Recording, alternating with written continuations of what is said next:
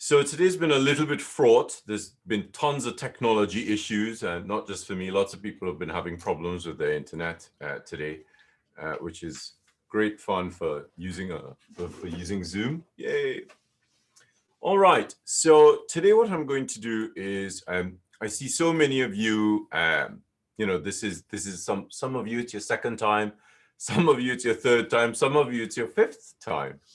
So I'm going to add something into today's class, which is, as a precursor to what we're going to be doing on the 2-day workshop in a couple of months. So what we're going to do is we're obviously, there are some new people. So we're going to start off with the same pencil exercises. And what I want you to do is I want you to, those of you who've taken the class before, I want you to be even more brutal with the way that you approach the writing. So, once we start off the class, it's always really nice to sort of look at the script in a more technical way. We look at the structure of the script. We do some lines. I want you to be even more conscious of the structure of these lines that you're going to be doing. I am also going to show you, as I'm going along, some broad edge nib work, some pointed nib work, and some pointed brush work. So I'm going to use a Tombow Foot and a Suki brush pen, a William Mitchell. It's funny, when I was growing up, I would see my mother do this. She'd go to look at something, and now I'm like, oh. And a William Mitchell 2.5 round hand nib and a Hunt 22B nib. Now, I don't expect you to use these as well. It's entirely up to you to try them if you want to. If you have them to hand, then that's great. And I'm really sorry I didn't tell you about this beforehand. I just sort of thought, so I sort of thought that so many of you are coming back so often, it would be nice to sort of give you some more practical experience and get you excited about the 2-day workshop we have coming up. So like I said, we're going to start with the pencil. We'll continue through with the pencil. I will stop and I'll do some little demonstrations about using different tools and how I see those tools being used. I'm also not using my normal lined paper. I'm actually using a blank pad, a Canson marker pad with my 6mm grid behind it. So it's going to be a lot more calligraphic this live. It's also going to be a lot more detailed because I'm adding different tools. Okay, so let's get started.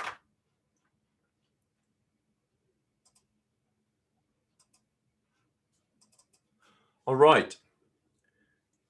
So what we're going to work on is we are going to start off with our pencil work.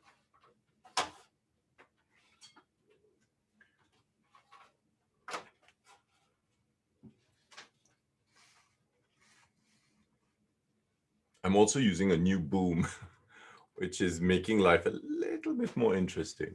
There we go. Right. So the first few exercises we tend to start off with are the vertical lines. We're going to do quite a few vertical lines. So I just have some notes here that I read out. So the practice lines are across 3 spaces or 18 millimeters in height, or 3/4 of an inch. We're going to be doing 3 groups of 5 lines. Remember, we stop between every group of 5 just to look at the line work, to consolidate it, to be a little bit more conscious of how accurate we're doing the line work in order to move on to the next group of lines, so we sort of know what we're working on. Do not erase any of your work. It's really important that you have the mistakes on the same sheet, because remember, those mistakes really help you to see what's going wrong. If you erase them, then you don't really have that option anymore. So it's always important to leave the mistakes.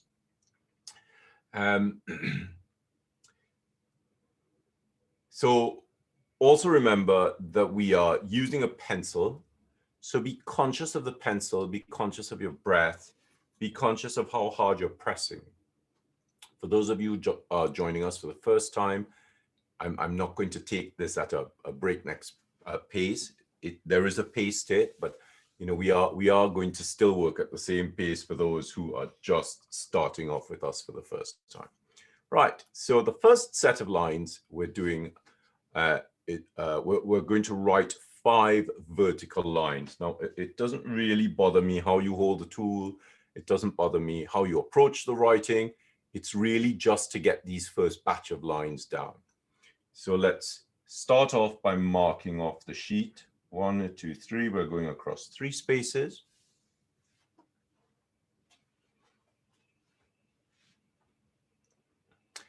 And let's make 3 lines, 3 vertical lines.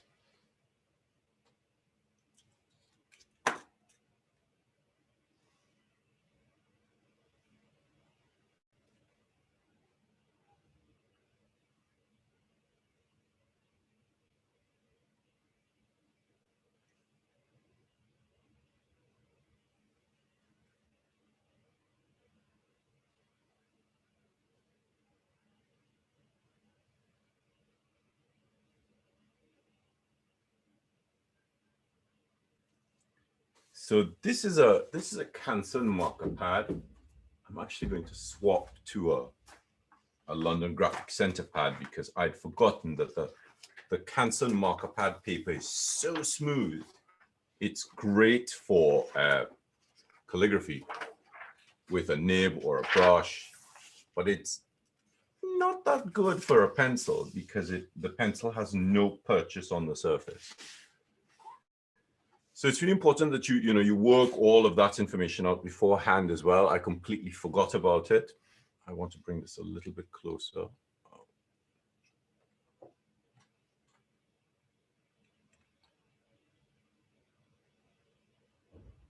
So I always mark off.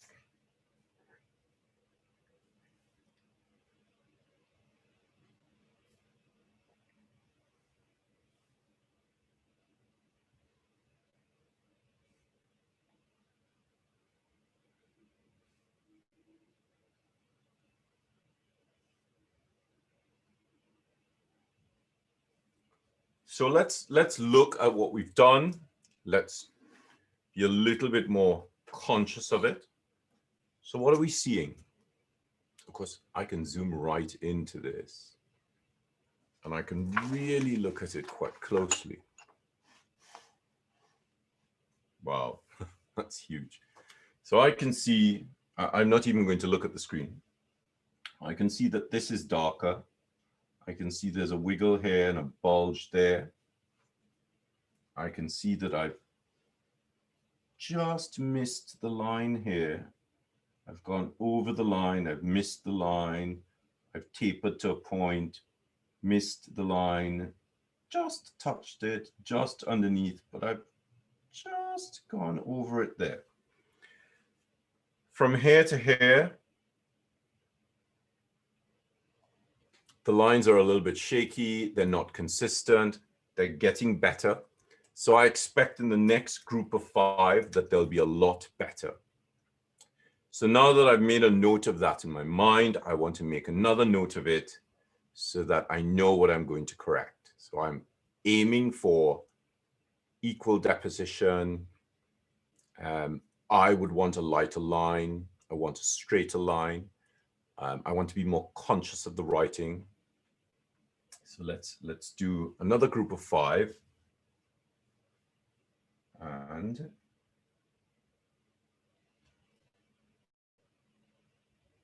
still not ready.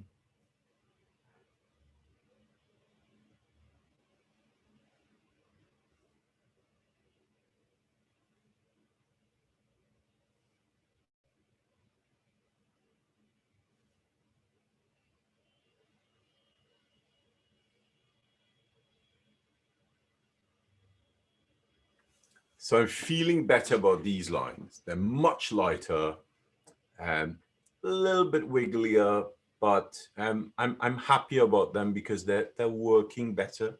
the first one's a little bit problematic. So I hope you're correcting as you go along. So some of the correction issues, huge bulge there, little wobble there, darker line.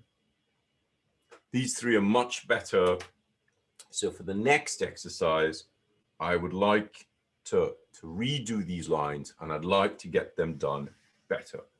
So I sort of feel that I'm also a little bit far away from my arm. So I'm just going to try and pull the page a little bit closer to me so that I'm not reaching. So let's do 5 more lines.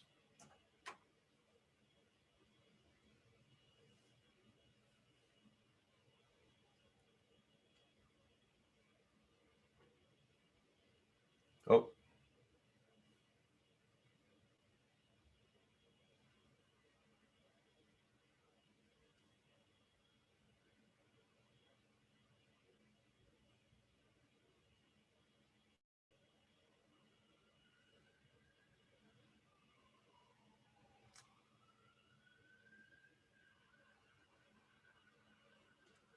Lovely. So I'm starting to also think something else is happening here. Now the pad is really moving quite a lot. So it might be that one of the issues that I'm having is that the paper is moving around. So if you're working on a pad, is the pad buckling? The temperature here has been quite variable over the last couple of days. We've gone from sort of -2 up to 10. And that means the paper will absorb moisture differently and it will work differently. So I'm going to take 5 sheets out of my pad. And I'm going to clamp them together. So I'm actually working with a little bit of couching. So that's those additional 5 sheets. And I'm going to work directly onto the surface. Now my surface is actually glass. I've just put a piece of paper down over the surface so it doesn't give any problems. And let's start again. Let's do those 5 lines.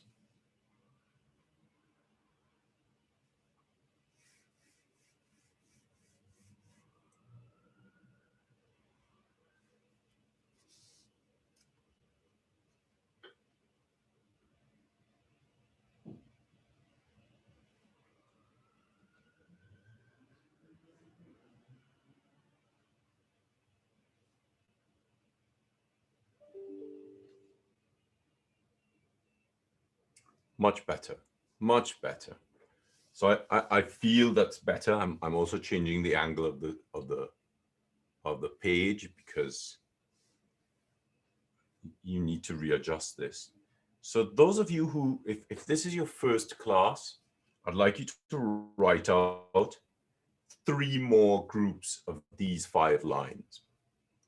If it's not your first class, then I want you to focus on what I'm going to do for this part of the exercise. So I'm going to start with a Fudenosuke. So I'm really conscious of how I hold my tool. So I'm holding it on the side.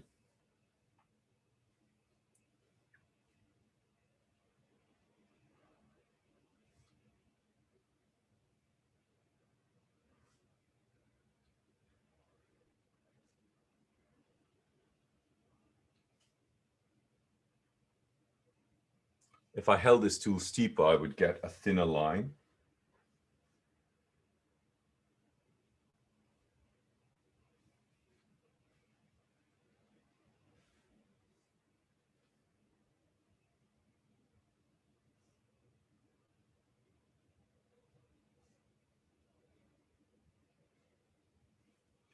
And if I applied a little bit of pressure,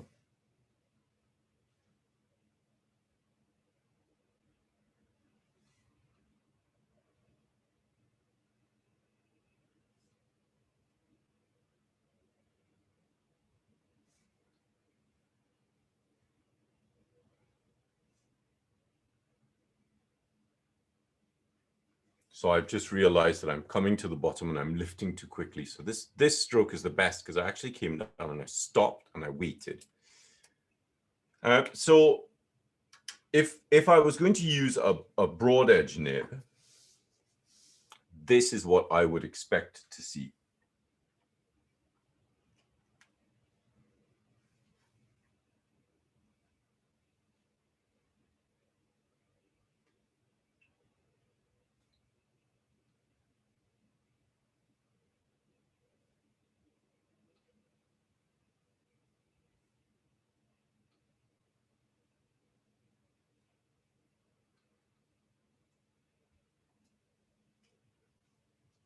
And if I was going to use a pointed nib, obviously there are a lot more variations here.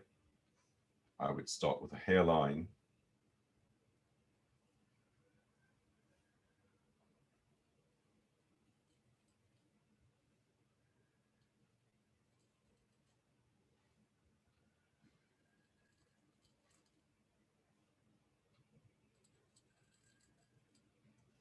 And I would move to a little bit of pressure.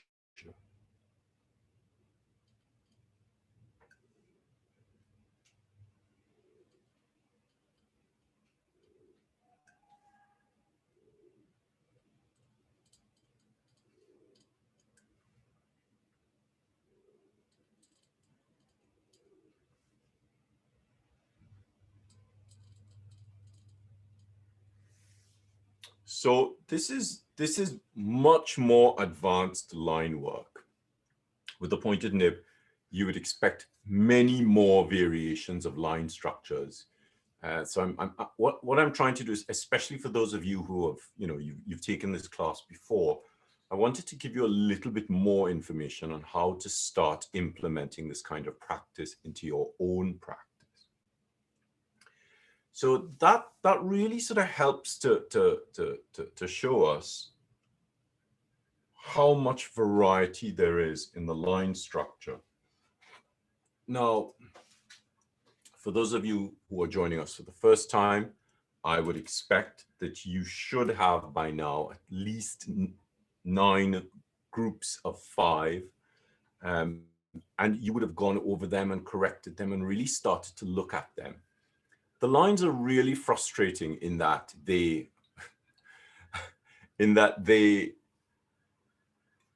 trick you, because you think that you should know how to do a straight line by now and with a pencil.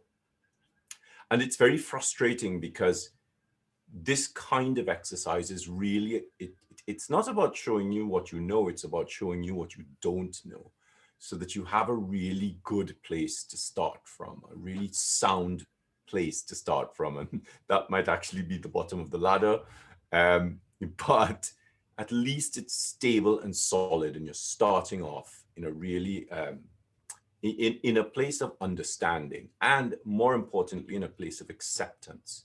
If you can accept that you didn't really know how to control a pencil, you are in a brilliant place and you are open and coachable. So using the pointed nib is really important for those of you who do pointed pen work. Using the broad edge nib is really important for those of you who do broad edge work. And of course, those of you who do brush lettering, it's really important that you understand that kind of tool control. I only wanted to throw this in today so that you could really start to see and appreciate the scope of what we're aiming for on this on the 2-day workshop. I would also like those of you who haven't had a chance to go to the Teachable site to get to the site and watch the video on the PAScribe coordinate tool hold system. So by understanding how you're holding the tool, it really does help you approach the line to approach the line with more information, to come to it with a deeper understanding of how that tool should be held. So now that we've sort of struggled through the lines, we've had a really stressful day, or some of us might have had really stressful weeks. Let's settle in, do a guided meditation, and allow the meditation to to relax you enough so that when it comes to the writing of the lines after the meditation, we have a much calmer approach, a much calmer response to those lines. All right. So I'd like you to sit back and don't cross your hands or your feet. You might want to rest your hands on the table, or you might want to sit back in your chair and rest your hands on your thighs facing upward. And just try and get into a relaxed, comfortable position so that you're not stressing out and you're not having to move or shift your position.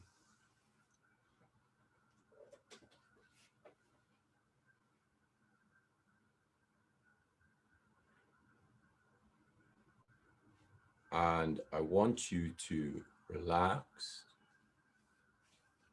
close your eyes, and inhale gently through the nose and exhale through the mouth. And inhale through the nose and exhale through the mouth. So if you haven't done these exercises with us before, I would suggest you look at how I'm approaching them. So I'm going to turn.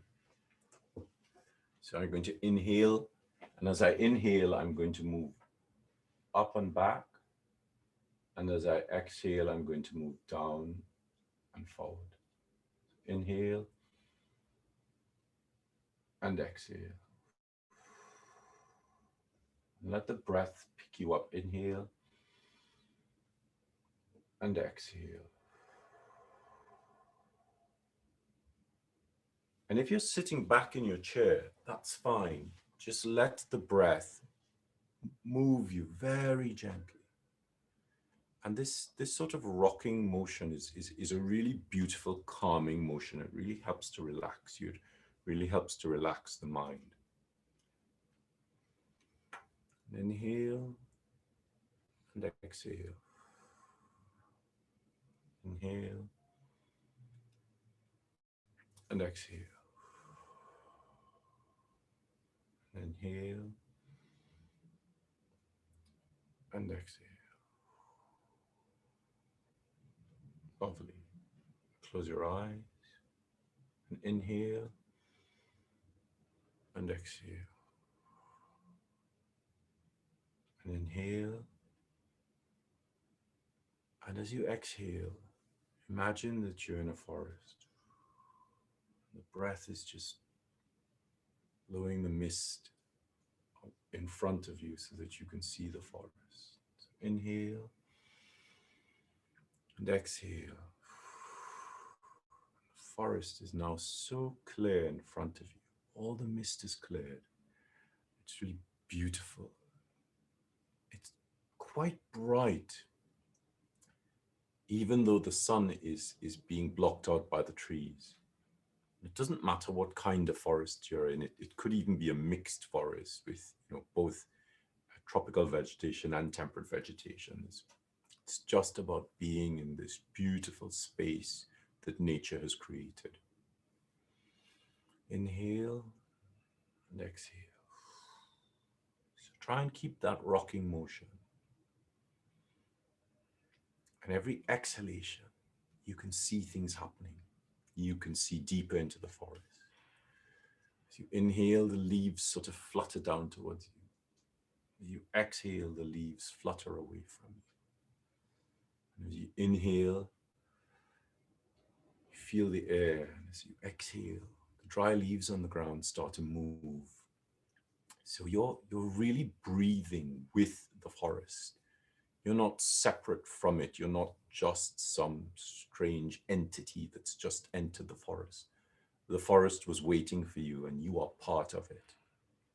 And if you look around, everybody else is in the forest with you. You might not be able to see them because they are represented by the trees in the forest. So you are not alone in this forest. We are all there in the forest together. and allow yourself to connect with the earth. Feel the warmth of the earth flowing up through your feet. And open your heart and feel the connection with the other trees in the forest. Feel the connection with the other people who are represented by these trees in the forest. This really shows you that you are not alone.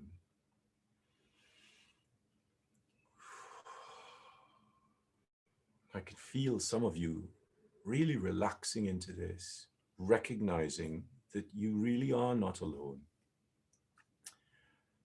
And I want you to inhale, nice deep breath. And as you exhale, smile, really big smile.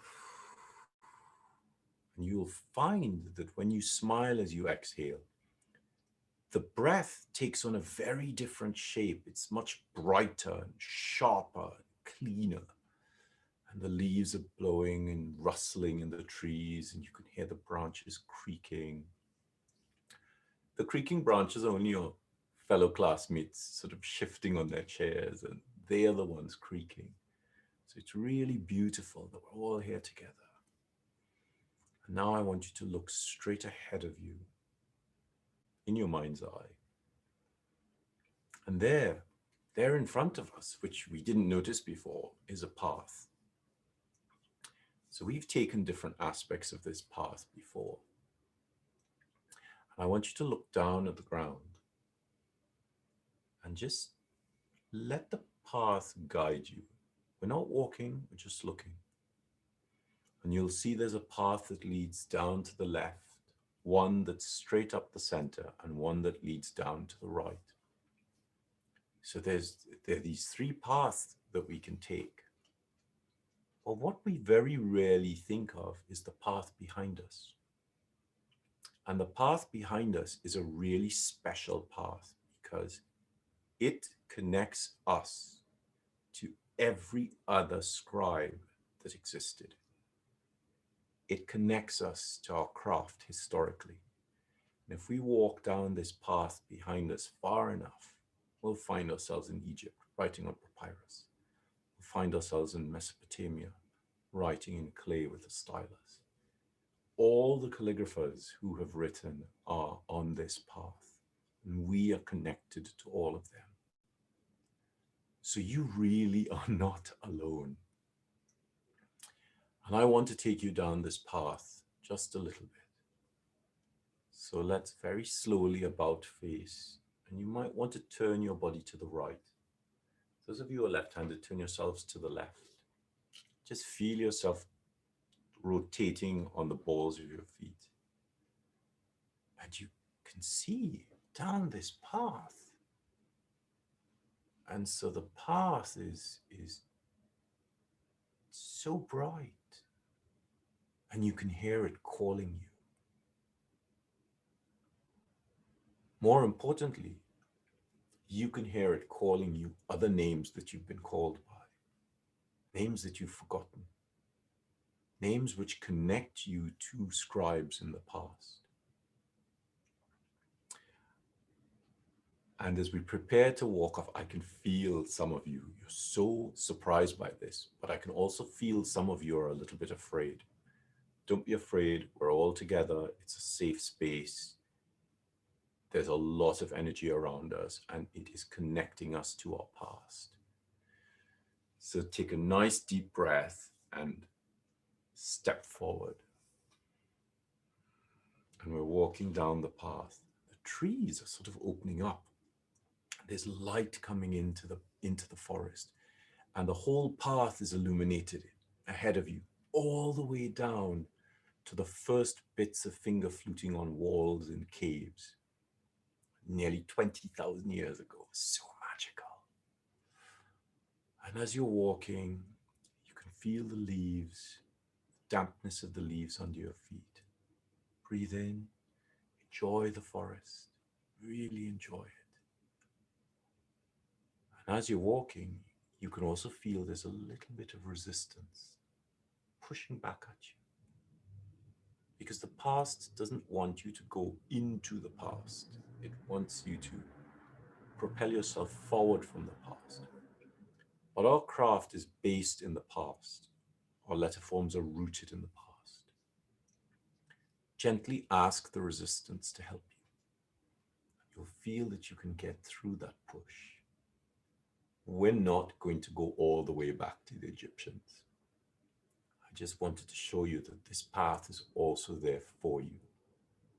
So let's just walk a little bit. We can't really walk quickly here because of this resistance of moving forward. So we're pushing against it. Just there on the left is a nice big tree.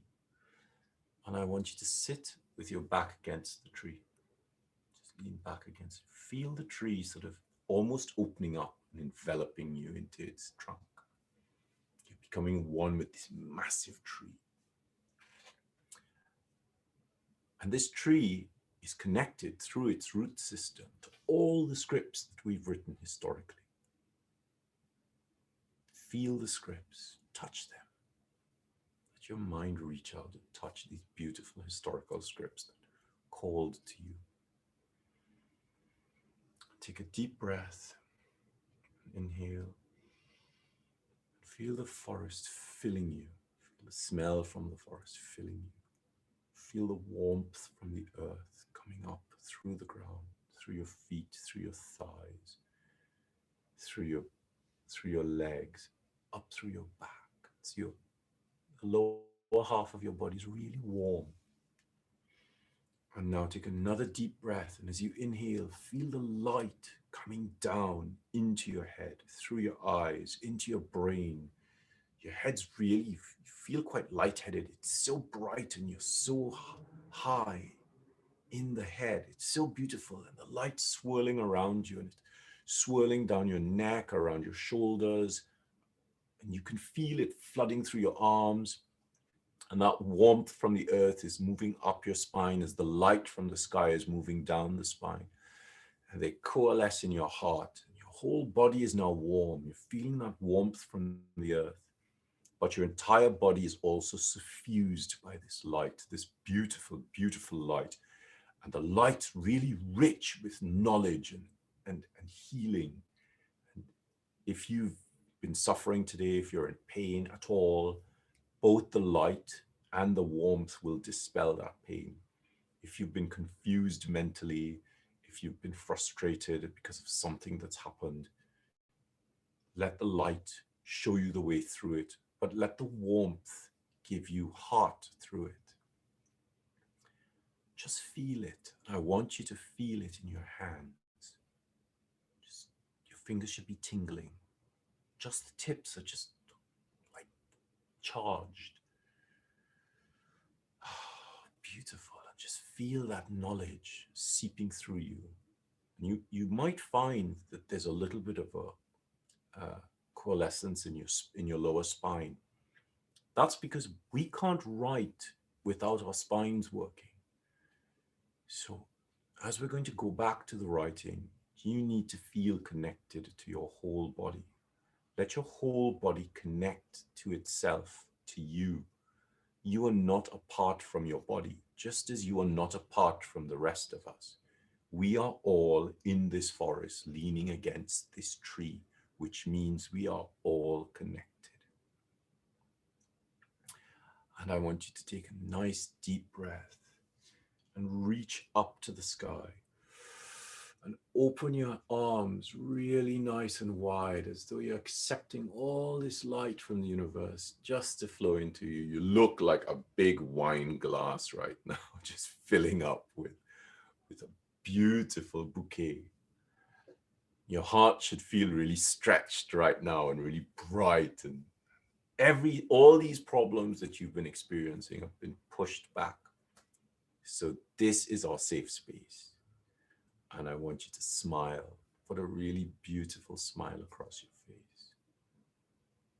And think how much this light and this warmth is connected to love. And this is how easy it is to connect to the love that we are supposed to have for ourselves. And I know lots of you struggle with self-love, but that love is always there.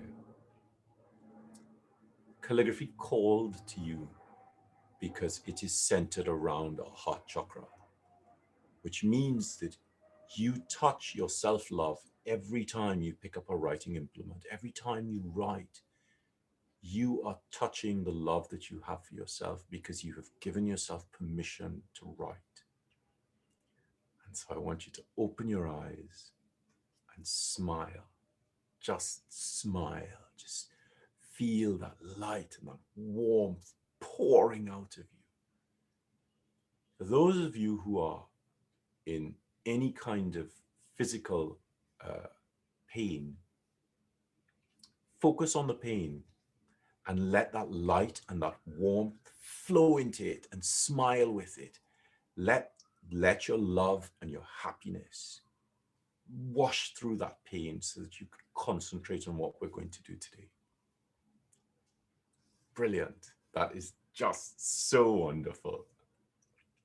Now, I want you to be really conscious of keeping that light and that warmth. And inhale and exhale. And inhale and exhale. Inhale and exhale. Lovely, lovely, lovely, lovely. Thank you so, so much. Now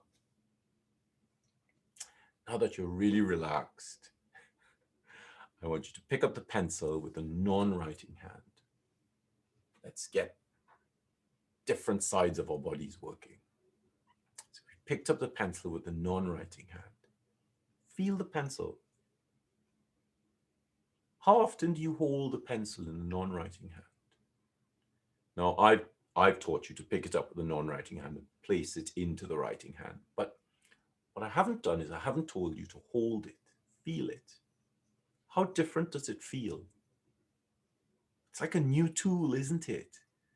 This thing that you have grown up with is impossibly different in the non-dominant hand, because you're not accustomed to holding it there. That tells us that we can change. We can affect change in our life because we can do something different. Look, we're holding the pencil with the non-writing hand. Imagine the possibilities. Now I can actually hear some of you thinking, are we really going to write? I don't really want to pick anything up. I want to stay in this space. What I want you to do is I want you to hold on to that beauty, that brightness, that happiness, that light, that warmth, that difference. Hold on to it. Stay in it. Stay in its sphere. Let it, feel it churning around you. And set yourself up to write. I'm still holding the pencil in my non-writing hand, playing with it like a child. I'm going to set up myself to start writing. I'm still holding the pencil. Oh, so lovely. Of course, I have to change my glasses too. And we're going to start back writing in that space, in that magical space. Wow, so beautiful, such a powerful experience. So we're going to separate. We're going to draw a line in the sand. And that line in the sand represents our poor breathing and our frustration to our ability to change. So we're going to go back and do 5 lines, 5 vertical lines across 3 spaces. So 18 millimeters, roughly 3/4 of an inch. But we're not writing yet because we're just enjoying this new space, this new mindset. And it's funny, when we started earlier on, I could hear the sirens in the background. Brixton is always busy and noisy. And I was quite frustrated by it because I was like, oh, I wish the sirens would stop. And now we're peaceful, we're calm. Most importantly, we're connected. I can hear some men in the street shouting loudly. And I'm not bothered by it because we're connected to them too. And as soon as I thought, you know what, those men in the street, they deserve to shout too. As soon as I thought that, they stopped shouting. Really, really beautiful. I mean, it shows that we are so wonderfully interlinked. I'm ready to write. My pencil is in my writing hand. My left hand is really tingling. And I'm going to do these 5 lines. So remember, mark off 1, 2, 3. So you know where you're writing. Ghost the line first so that you know what you're up to.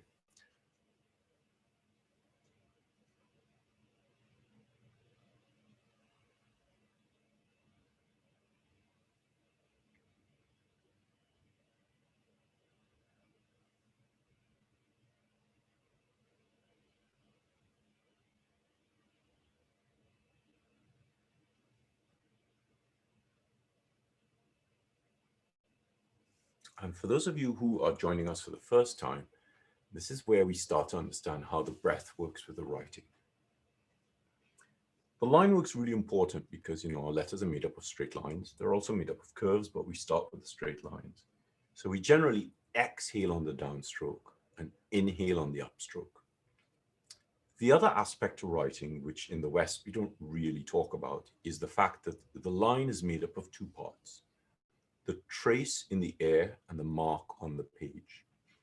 We always start on the baseline. So in order to get up to the cap height, we have to find a way to go from here to there. And if the downstroke is an exhalation, then the upstroke must be an inhalation. And as we're starting on the baseline, we inhale, ghosting it, put down, and exhale slowly.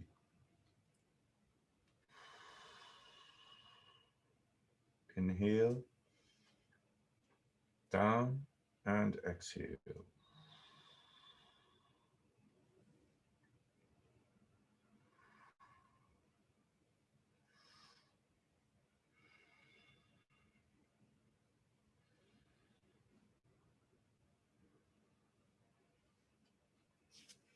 So I'm feeling that my breath wants to be a little bit longer. So I'm going to elongate that space. So we're going to do 2 more groups of these lines. Inhale, exhale, inhale, and exhale.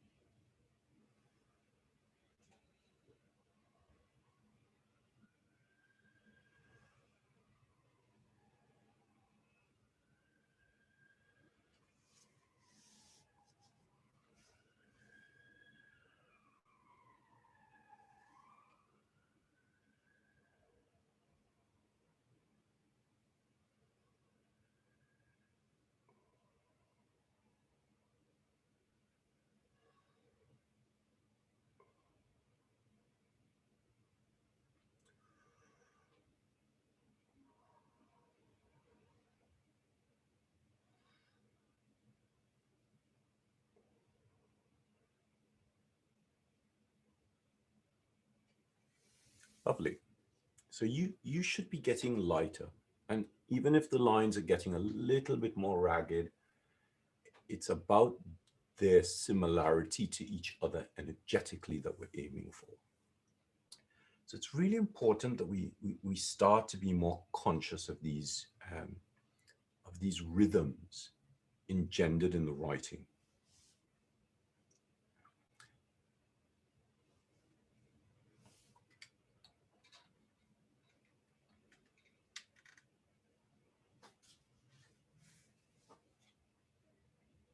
So we're going to do one more set of these 5 lines.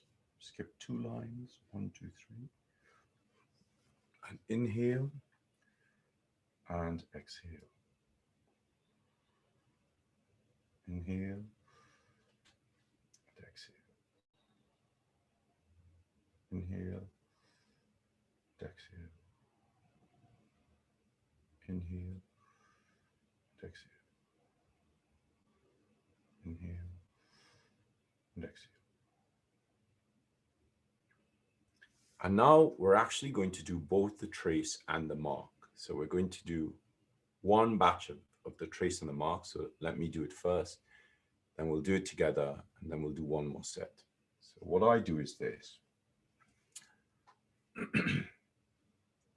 Inhale, exhale.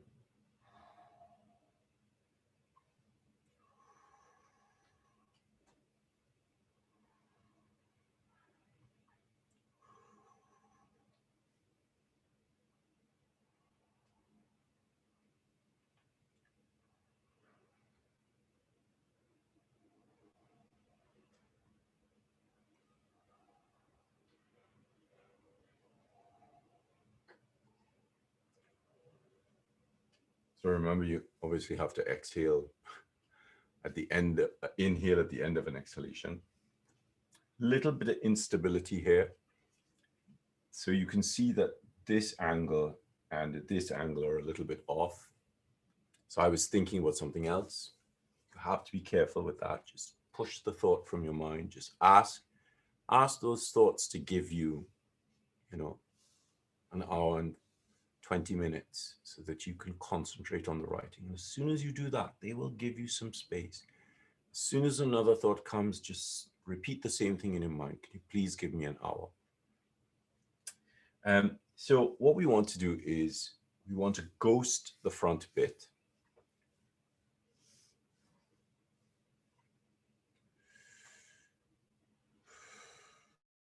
And inhale.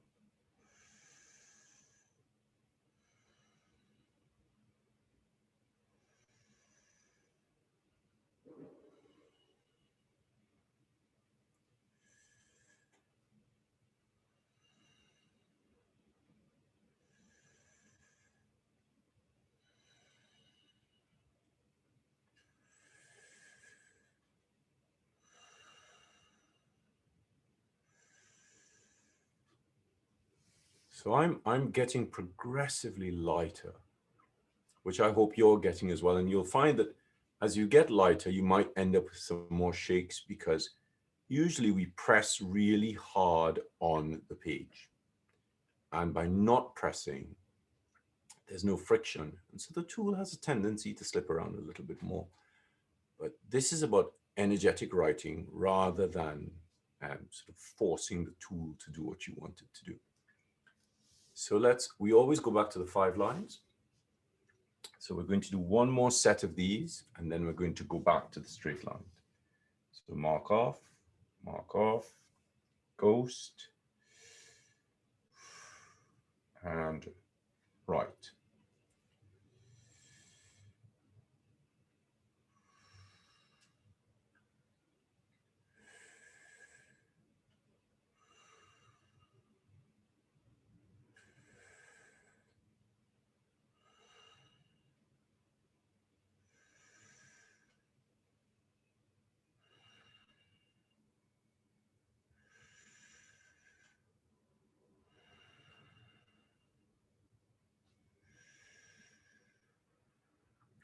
So I'm not sure if you've realized that here and here, you're not really breathing there. That's the body changing over. So I tend to wait for here. So I go,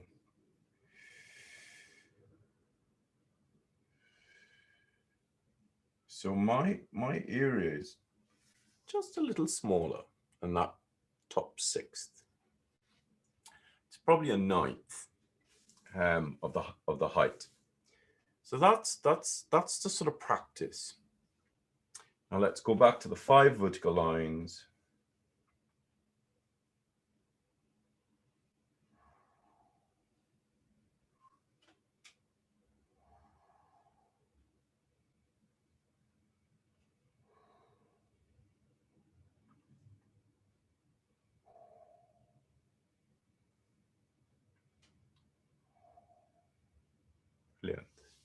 Okay.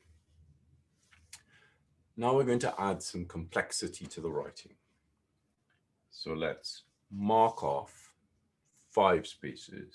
1, 2, 3, 4, 5.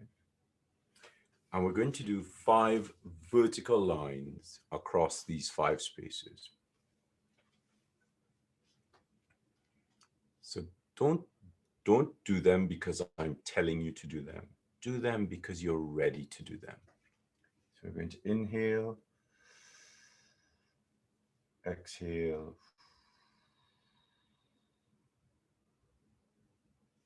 inhale,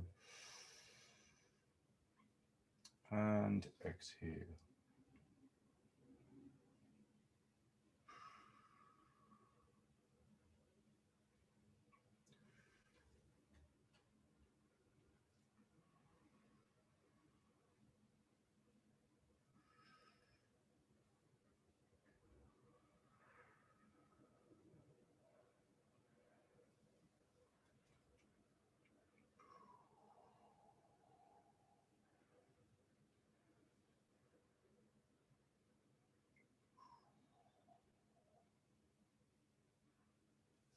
And we're going to do 2 more groups of these. Notice I move the page rather than moving myself.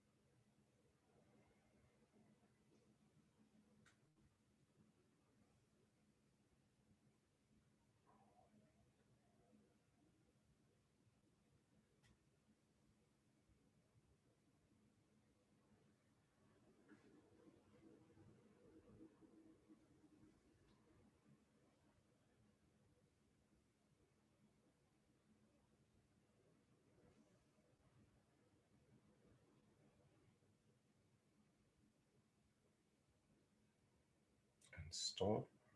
Leave the pencil there. And inhale up and in.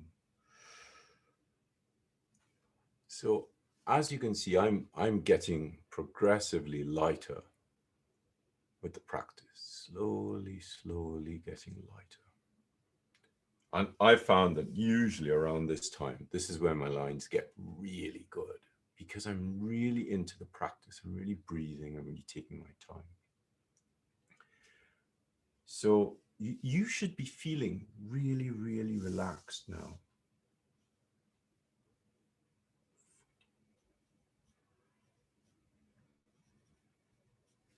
So I'm going to swap to another page.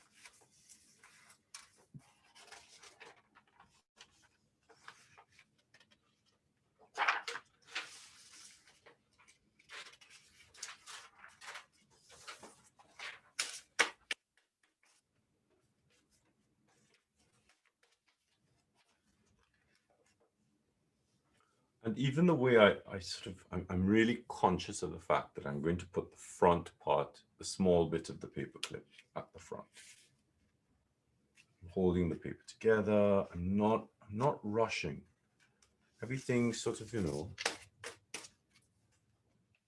it happens because this practice is very different to our calligraphic practice. Lovely.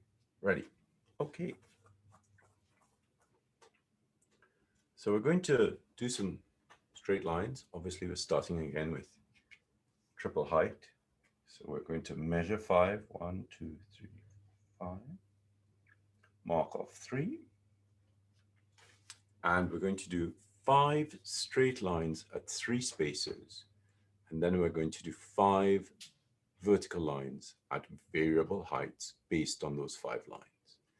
So we'll go line 1, line 2, line 3, line 4, line 5. So we're going to start off with those 5 straight lines, vertical lines at 3. Inhale. Not ready. So just now my shoulder just sort of tensed up, and I thought, have to relax the shoulder. So you have to keep telling yourself this as well.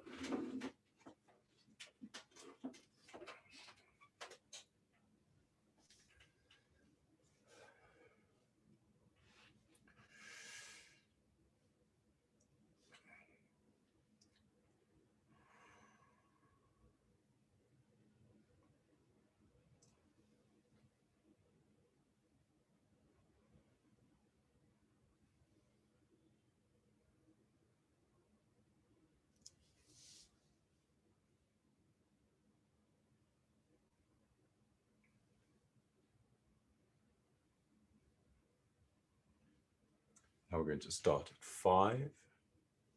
So mark off, ghost, inhale, and exhale.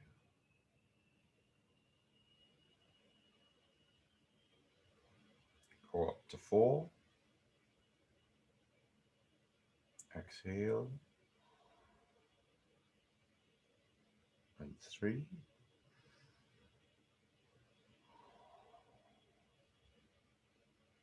and 2, and 1.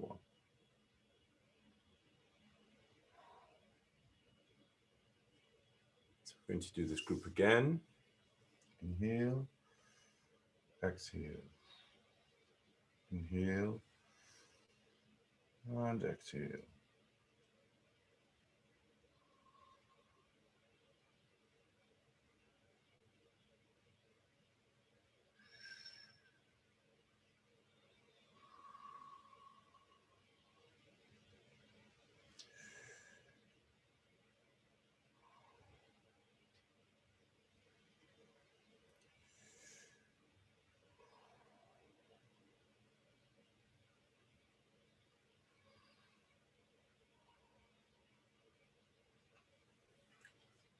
So I don't know if you've had this as well, but I've noticed that what just happened here was, as I was getting shorter, my line work started to change at the bottom to accommodate for the fact that this line is not the same height as this line. So there are lots of things that you need to sort of consider in the way that you're working. Be really attentive to what's happening. How is this happening? How is it working? Is it sort of, can you sense a difference in the way that you would normally approach the lines? So we're going to add a variability to this, and we're going to do 4, 5 and 4, 5 and 4, and 5 and 4. So mark off 2, 2, 3, 4, 5. We're going to ghost. Exhale, inhale, and at 5, get ready to write.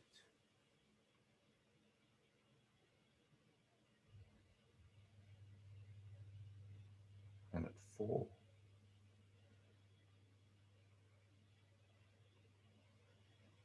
and at 5,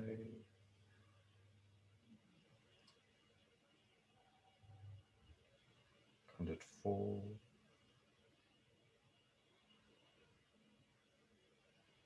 and at 5.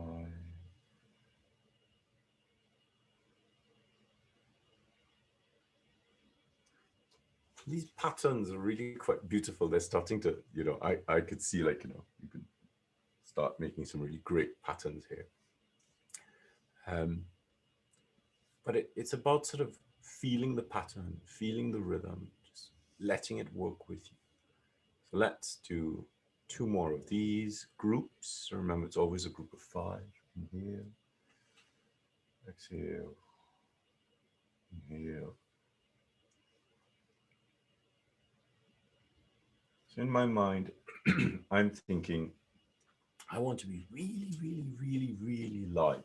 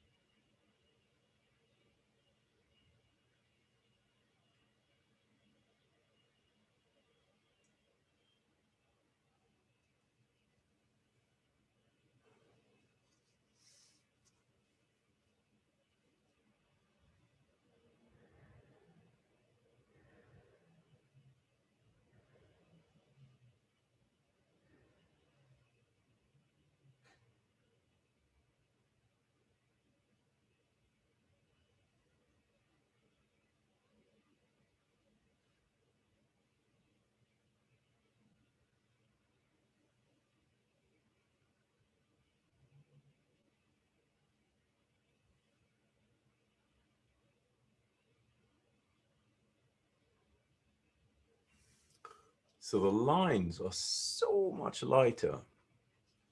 This is a really amazing practice to understand and employ in your writing. So one of the questions lots of people ask me is, how does the ink last so long on your nib?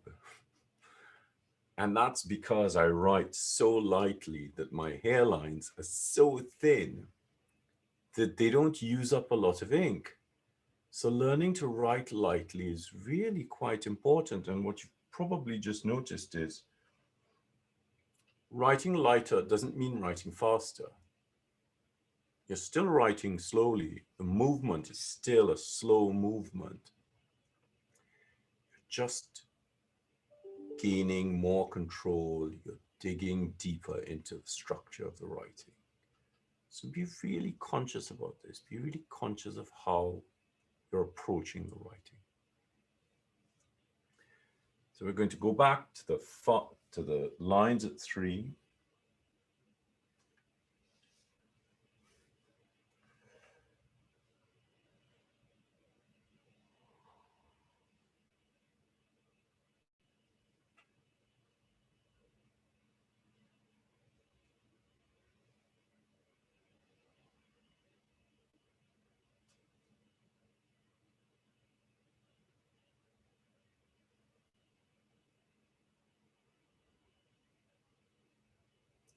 And you're probably finding, oh, these lines are so short because you're so accustomed to breathing deeper.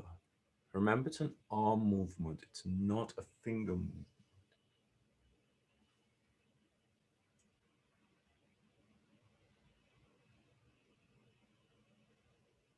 Aim for lighter. Aim for as lightly as you could write.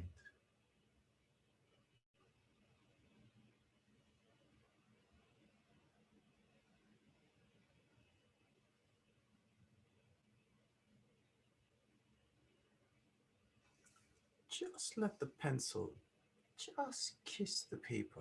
And one more set.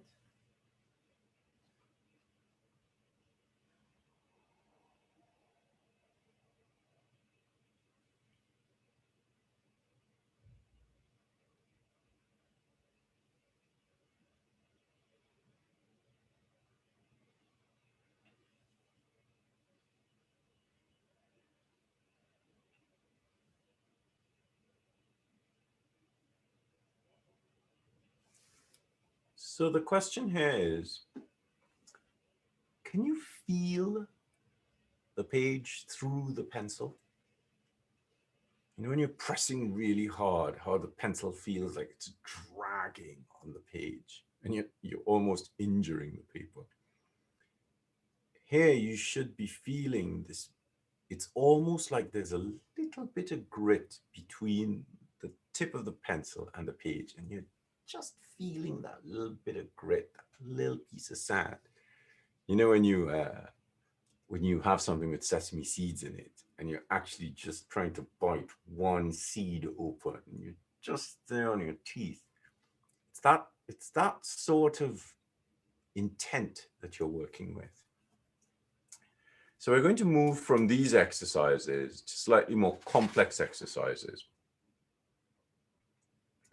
So we are working at 3. So remember, mark off 2 and mark off 3. So we're going to start working with variable pressure. So the first exercise is a little bit of pressure, less pressure, and a little bit of pressure as well. So remember when we did the first set of exercises,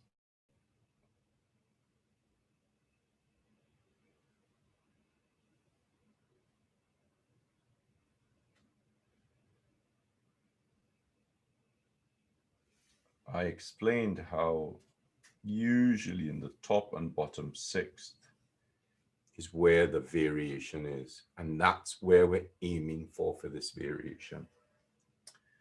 So inhale and press, release,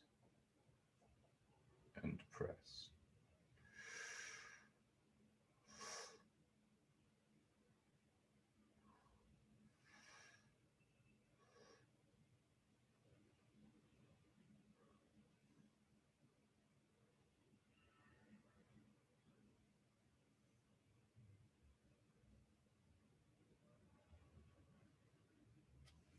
And this is where you start to see that our calligraphy is really related to our breath.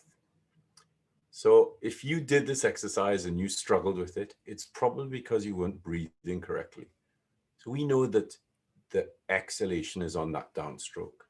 But because it's a little bit heavier, you need to have a little punctuation of air. So you go, you haven't stopped breathing. So you go, I'll try and do it a little louder. You go, so it's a little punctuation.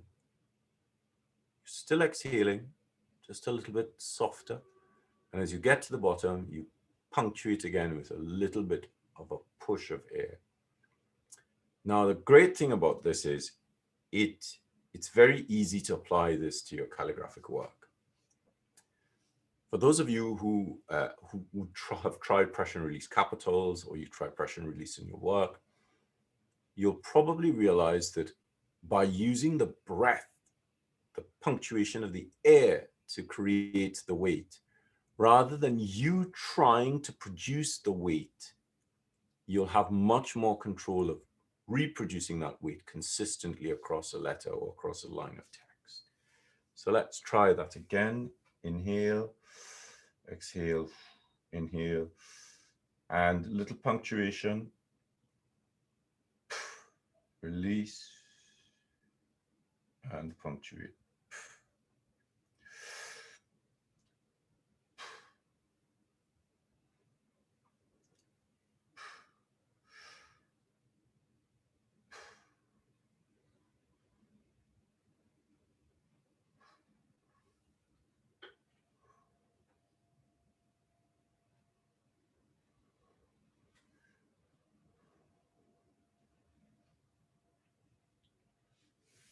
So I hope you've noticed that I started with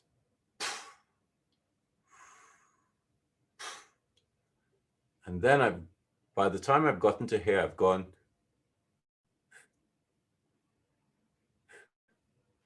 So by punctuating lighter and softer, there's less weight, there's less deposition.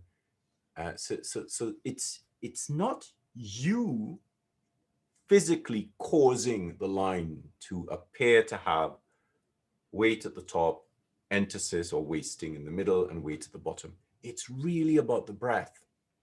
So let's do one more row of those, of 5, inhale.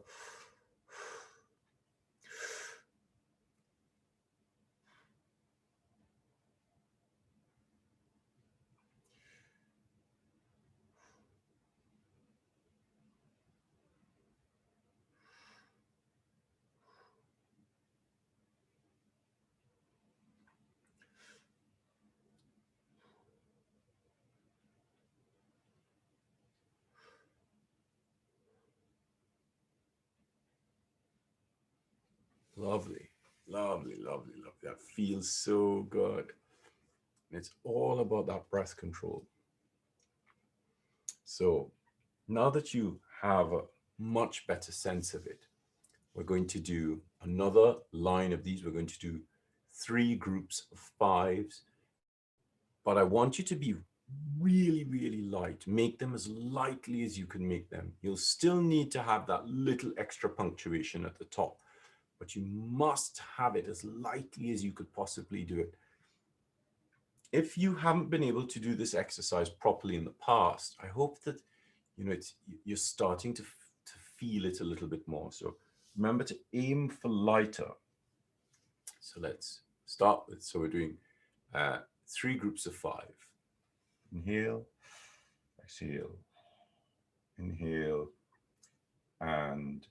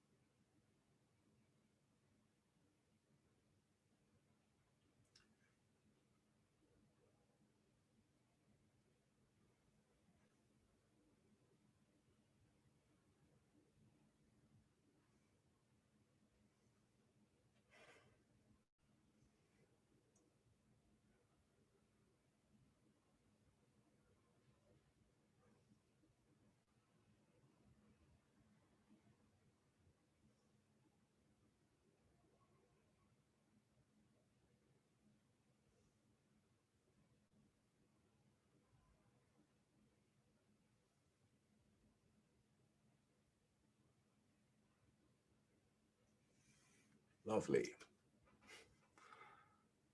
Beautiful. Really, really lovely. Oh, I feel so relaxed now. I also feel, a little bit lightheaded. So now that we've done that, let's do 5 more consistent thickness lines, much lighter, just same weight from the top to the bottom.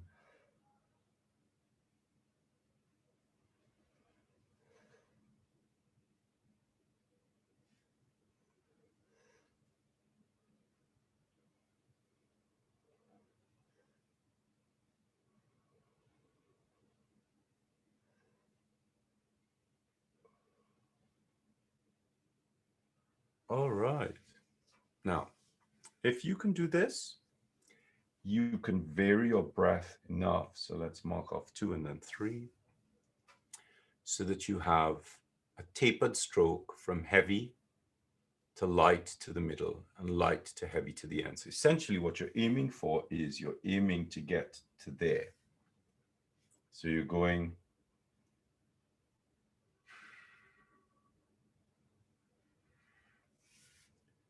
so this basically looks like,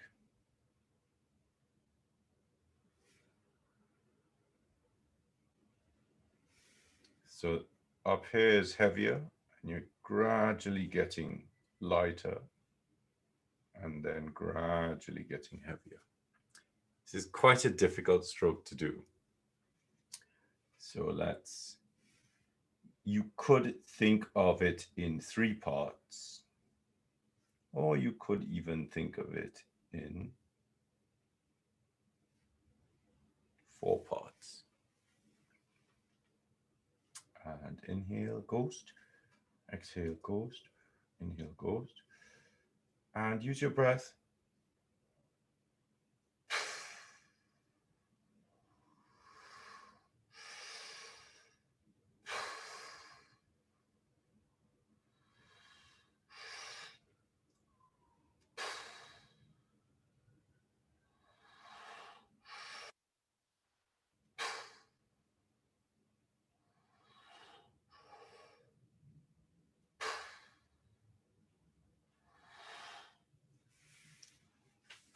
you try to do this on your own without your breath, it would be a lot harder. So by allowing the air to help you, it really starts to show you what's possible with the pencil. And imagine if you could do this with a pencil, what you can do with a nib or a brush, um, or pointed nib or broad edge nib.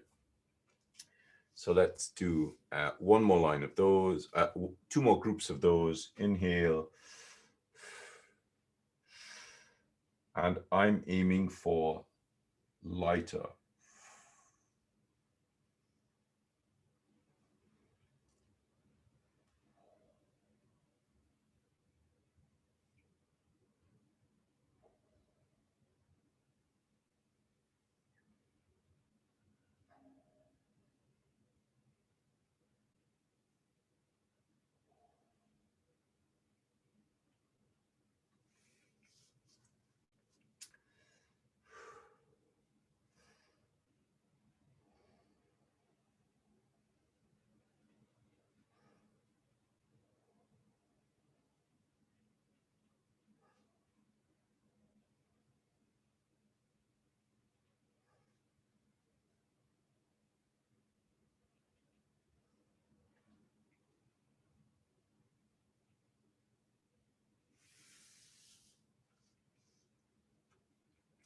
So the lighter you go, the more difficult this kind of line becomes, because you're having to vary that and have a lot more control over it.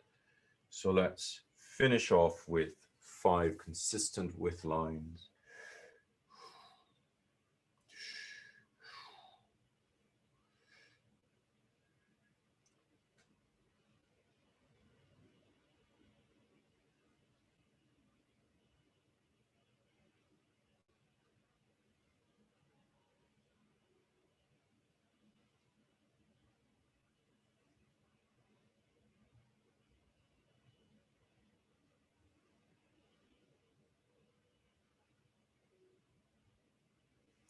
Lovely. Okay. Whew, knackered. Now we're going to move to back to the variable lines, but we are changing the direction of that variability, where we're starting light, the middle is heavier, and the end is light. So it's essentially the opposite of this. So we're going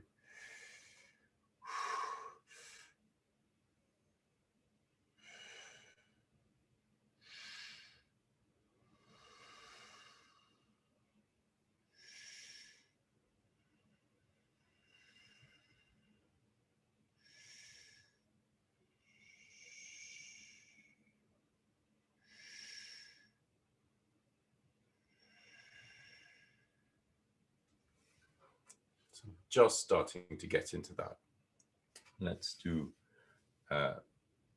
2 groups of that. Inhale.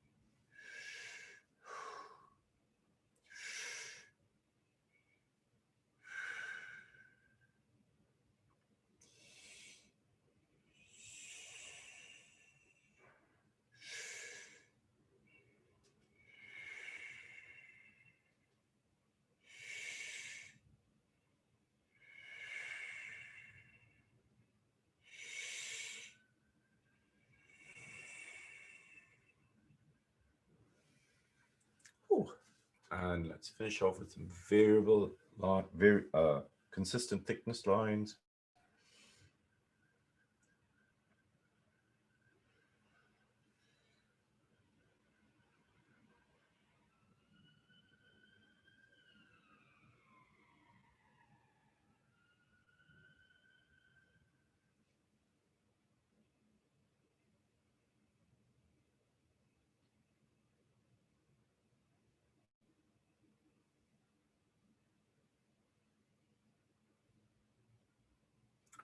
Oh, lovely. A little break. Oh.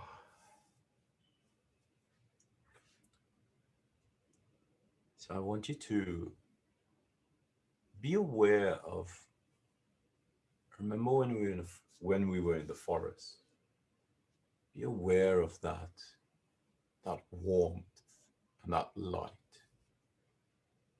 Let it flood you. Just call to it and it'll come to you. We don't need to go back into the forest. You should be able to just call it and it'll come. That's great. Really, really good.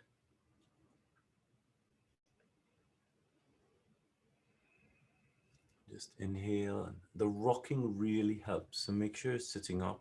Inhale and exhale. Inhale.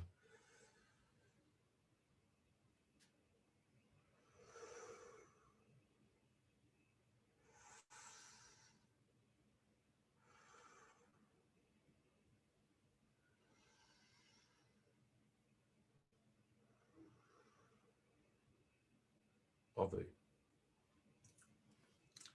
So now we're going to move to the next batch of lines.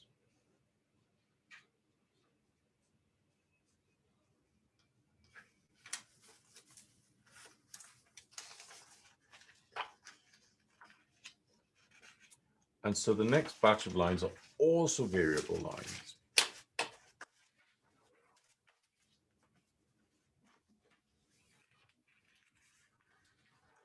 Now, lots of people have said that they struggle with this pattern of breathing. So I'm going to show you how I do it. Just going to sharpen the pencil first. So what I do is I sharpen my pencil.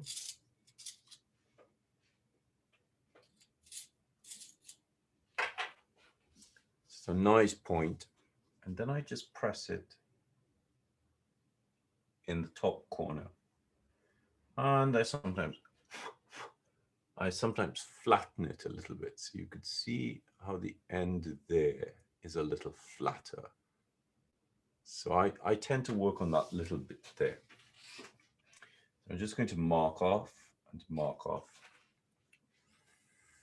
And so the variable pressure is 3 areas. So it's here, here, and here. So this is medium, light, medium, light, medium.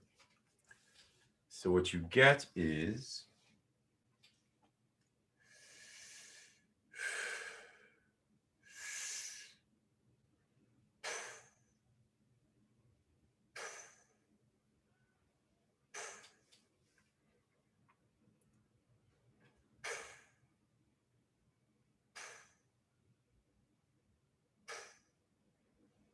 so punctuate, punctuate, punctuate. You're still breathing through these lighter bits. You're just not punctuating. So you're decreasing the amount of air you're allowing to leave your lungs.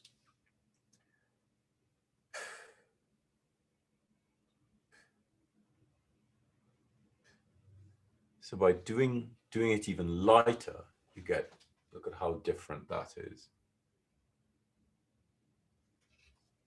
So we're going to go, let me just finish these 5.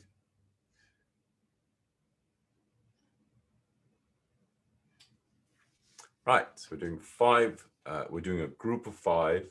Let's do one first group. We'll do 2 groups of these.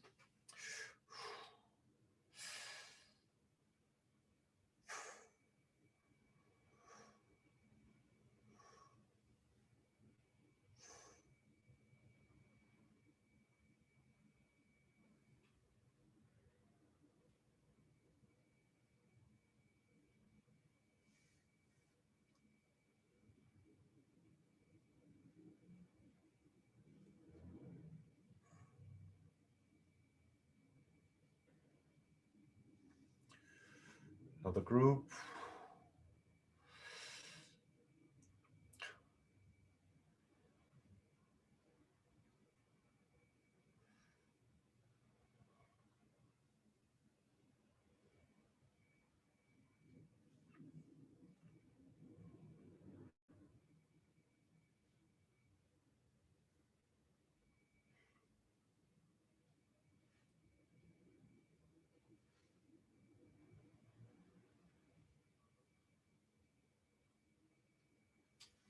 And let's do one more group.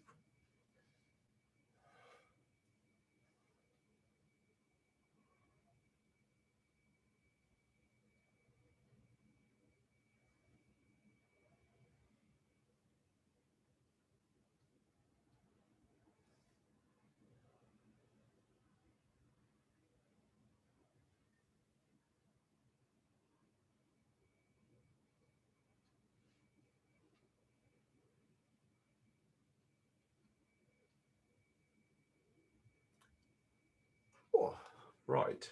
Let's do a group of Markov 2 and Markov 5.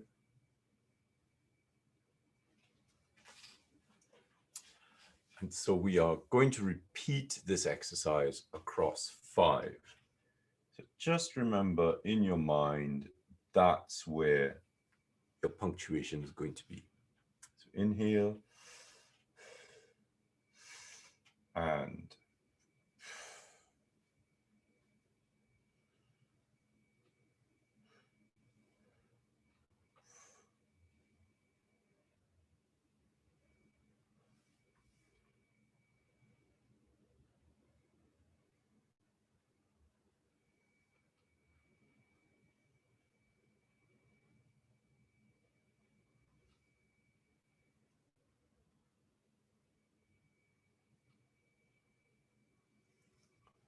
all right. So we're going to do 2 more groups of this. For those of you who have not done this before, I'd like you to stick to this exercise. For those of you who have done this before, I want to combine this exercise with one of the previous exercises. So instead of having punctuation marks, we're going to have bulges. So we're going to go from heavy to light, to heavy, to light, to heavy. So remember, the way to do this is go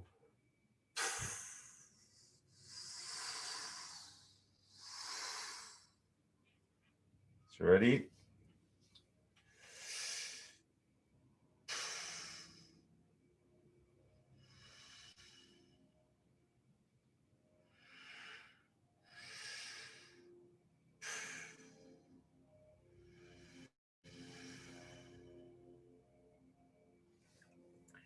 So what you might want to do is you might want to decide where is light, where is heavy, where is light, where is heavy.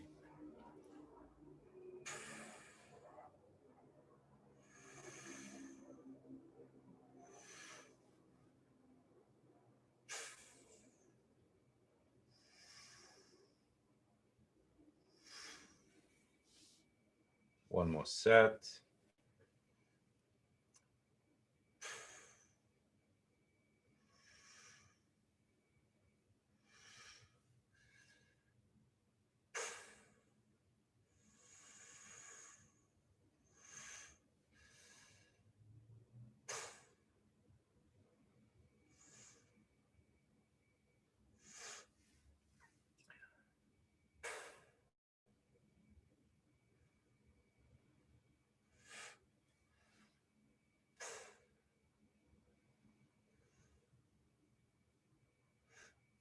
Okay, so I can hear some people thinking, saying, what is this exercise useful for?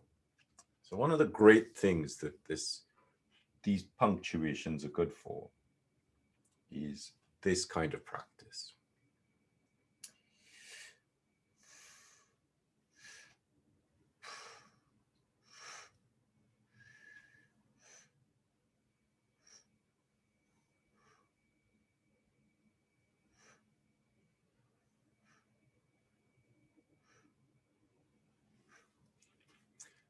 So it's really great for constructing cadelles because you're using the breath to help slow you down and to just sort of take you for a walk. One of the problems with these kinds of complex flourishes is Most people think you go, whoa, whoa, whoa. And it doesn't happen like that. If the turns are actually the slowest parts, the straight lines are faster. Most people think it's the other way around. But by changing this momentum, it helps us to construct cadelles a little bit better.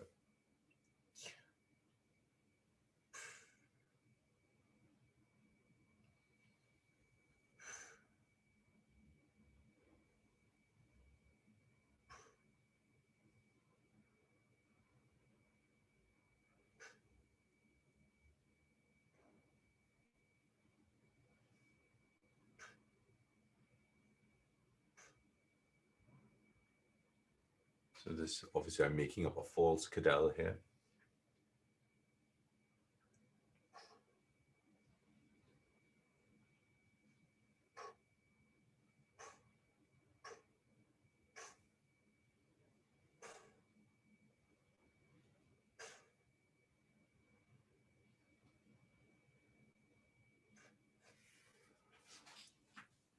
So when it comes to this kind of geometric construction where you're having to leave space and count shapes, it's very hard to do if you're not using your breath to help you. So these exercises really help with this kind of thing.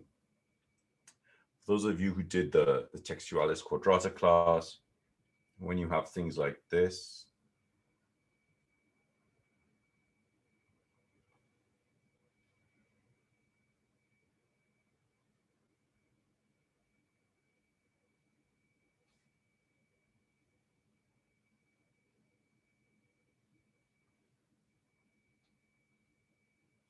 for a Q, obviously with a broad edge nib, it's very different. That breathing really helps with the shape. So it's really important when it comes to building shapes that require you to slow down in places that you're not accustomed to writing slower in. Oh, wow, that exhausted me. All right, so we're going to go back to those bigger lines and we are going to do variable lines on the bigger lines. Count off 5, 1, 2, 3, 4, 5. And we're going to start off with a line of consistent thickness or thinness. We're going to vary at the top and the bottom, then vary in the middle, then 3 punctuations, and then a line of consistent thickness. So let me do these first.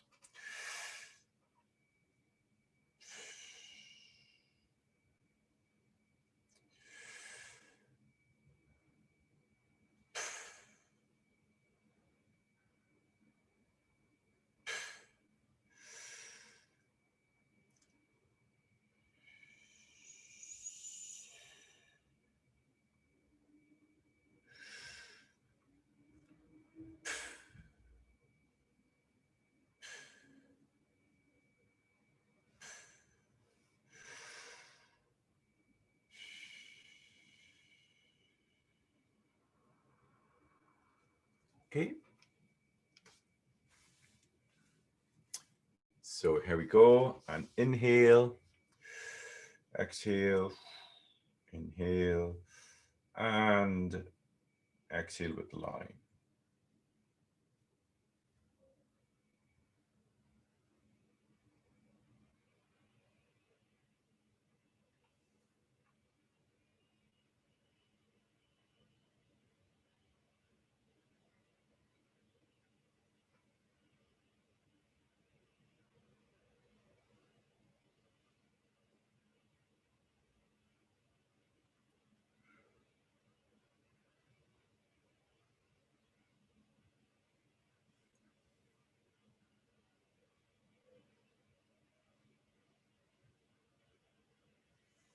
And another group.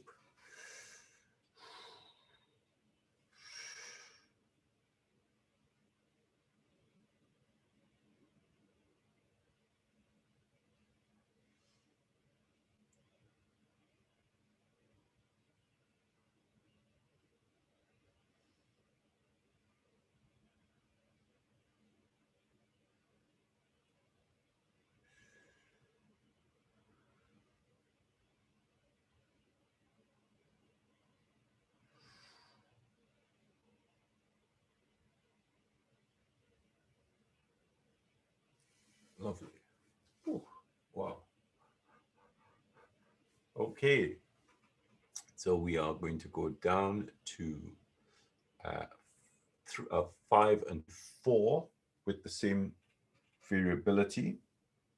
So mark off 5, 1, 2, 3, 5. 5, 4, 5, 4, 5. Inhale.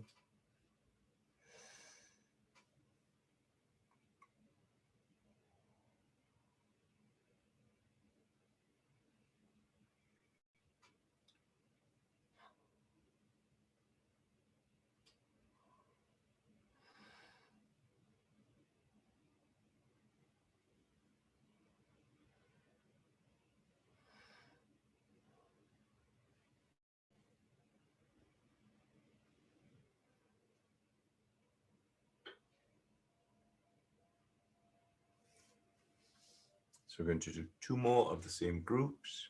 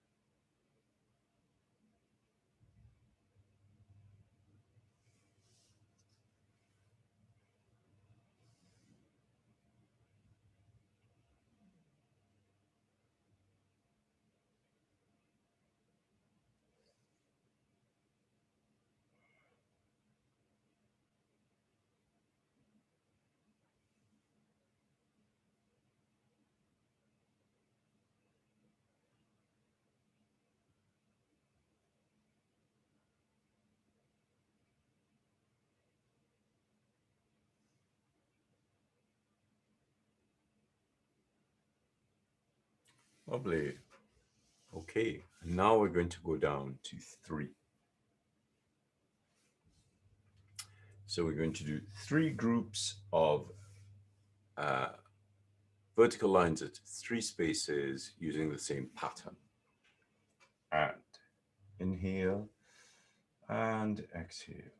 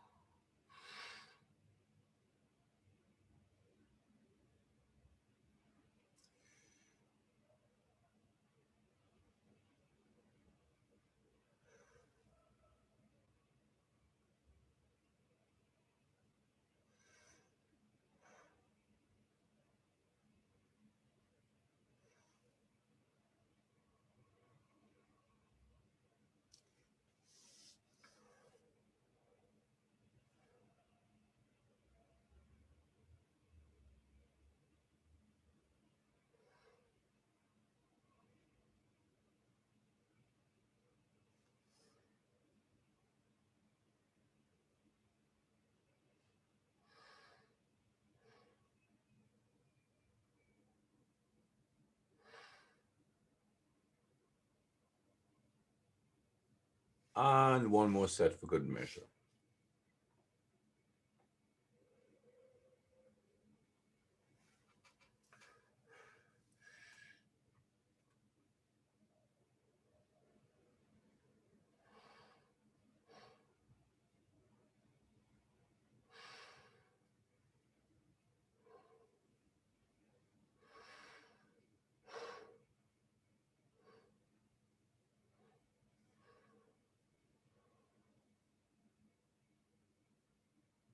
Lovely.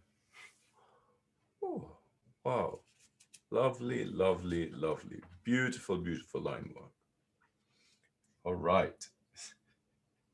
So we're going to finish off with a really difficult set. 1, 2, 3, 4, 5.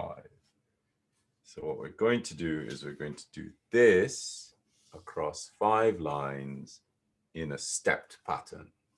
So 5, 4, 3, 2, sorry. Yeah, it's 5, 4, 3, 2, 1. Inhale.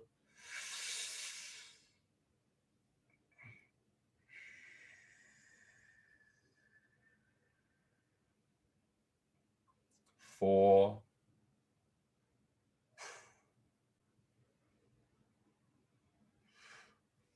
3, 2,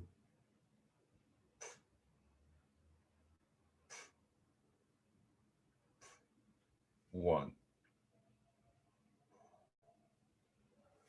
So let's do 2 more of these groups.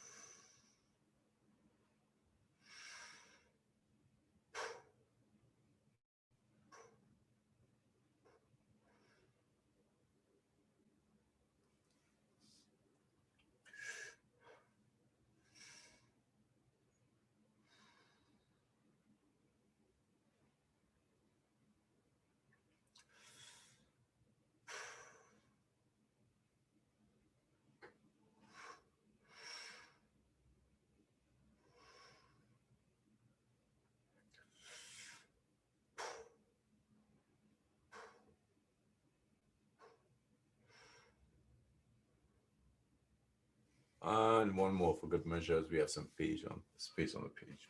Inhale.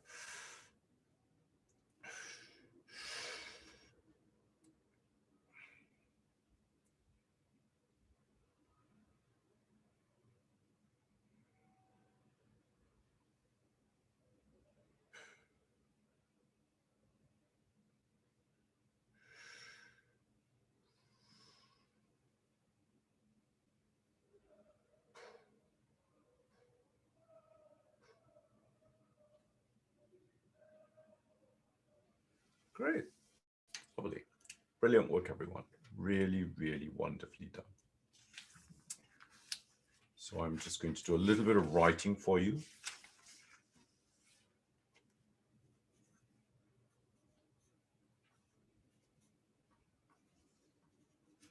So what I want you to do, those of you who saw that post that I did earlier on today, what I want you to do is I want you to breathe to the writing that I'm going to write.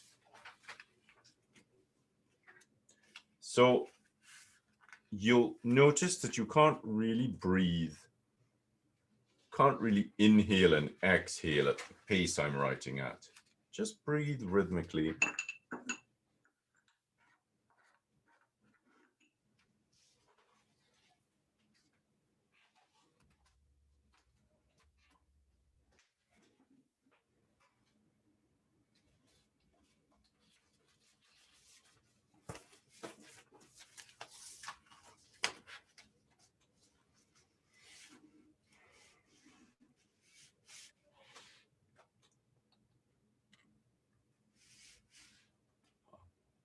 Zoom out a little bit.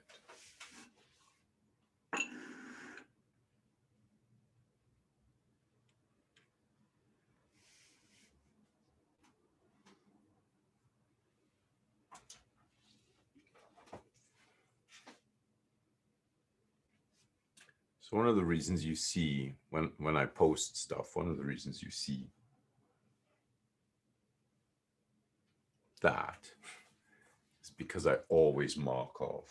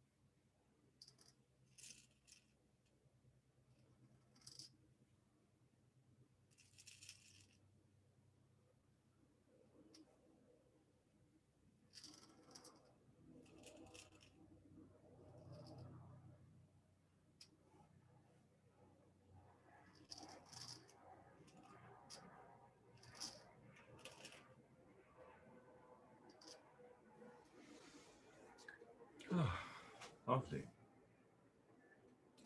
So very rhythmic, really paced. I don't know if you noticed how long it took me to run out of ink.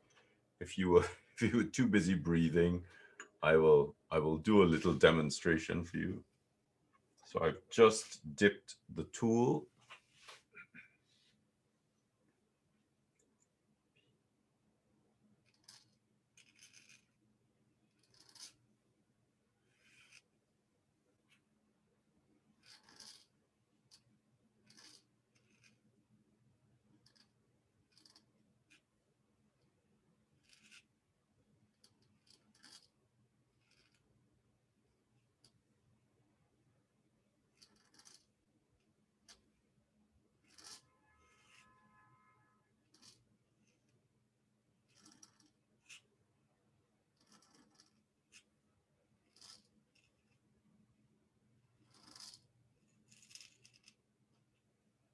Using some English roundhand letters.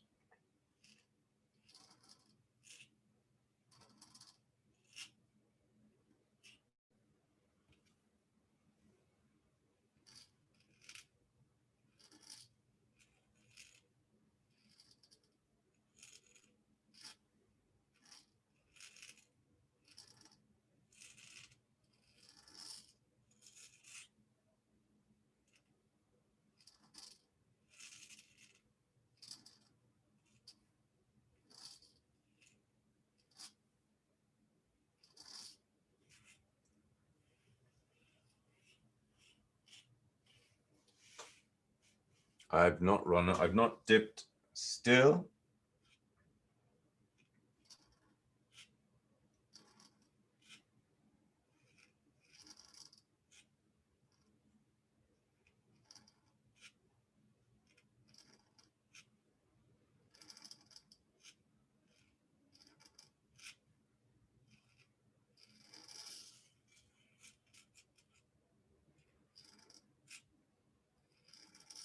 There we go. I can see that it is running out.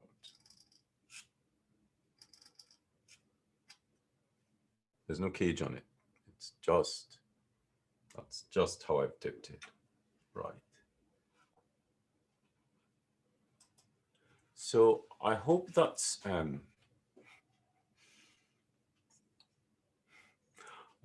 given you a very different sort of experience of the writing. I'm even speaking slower.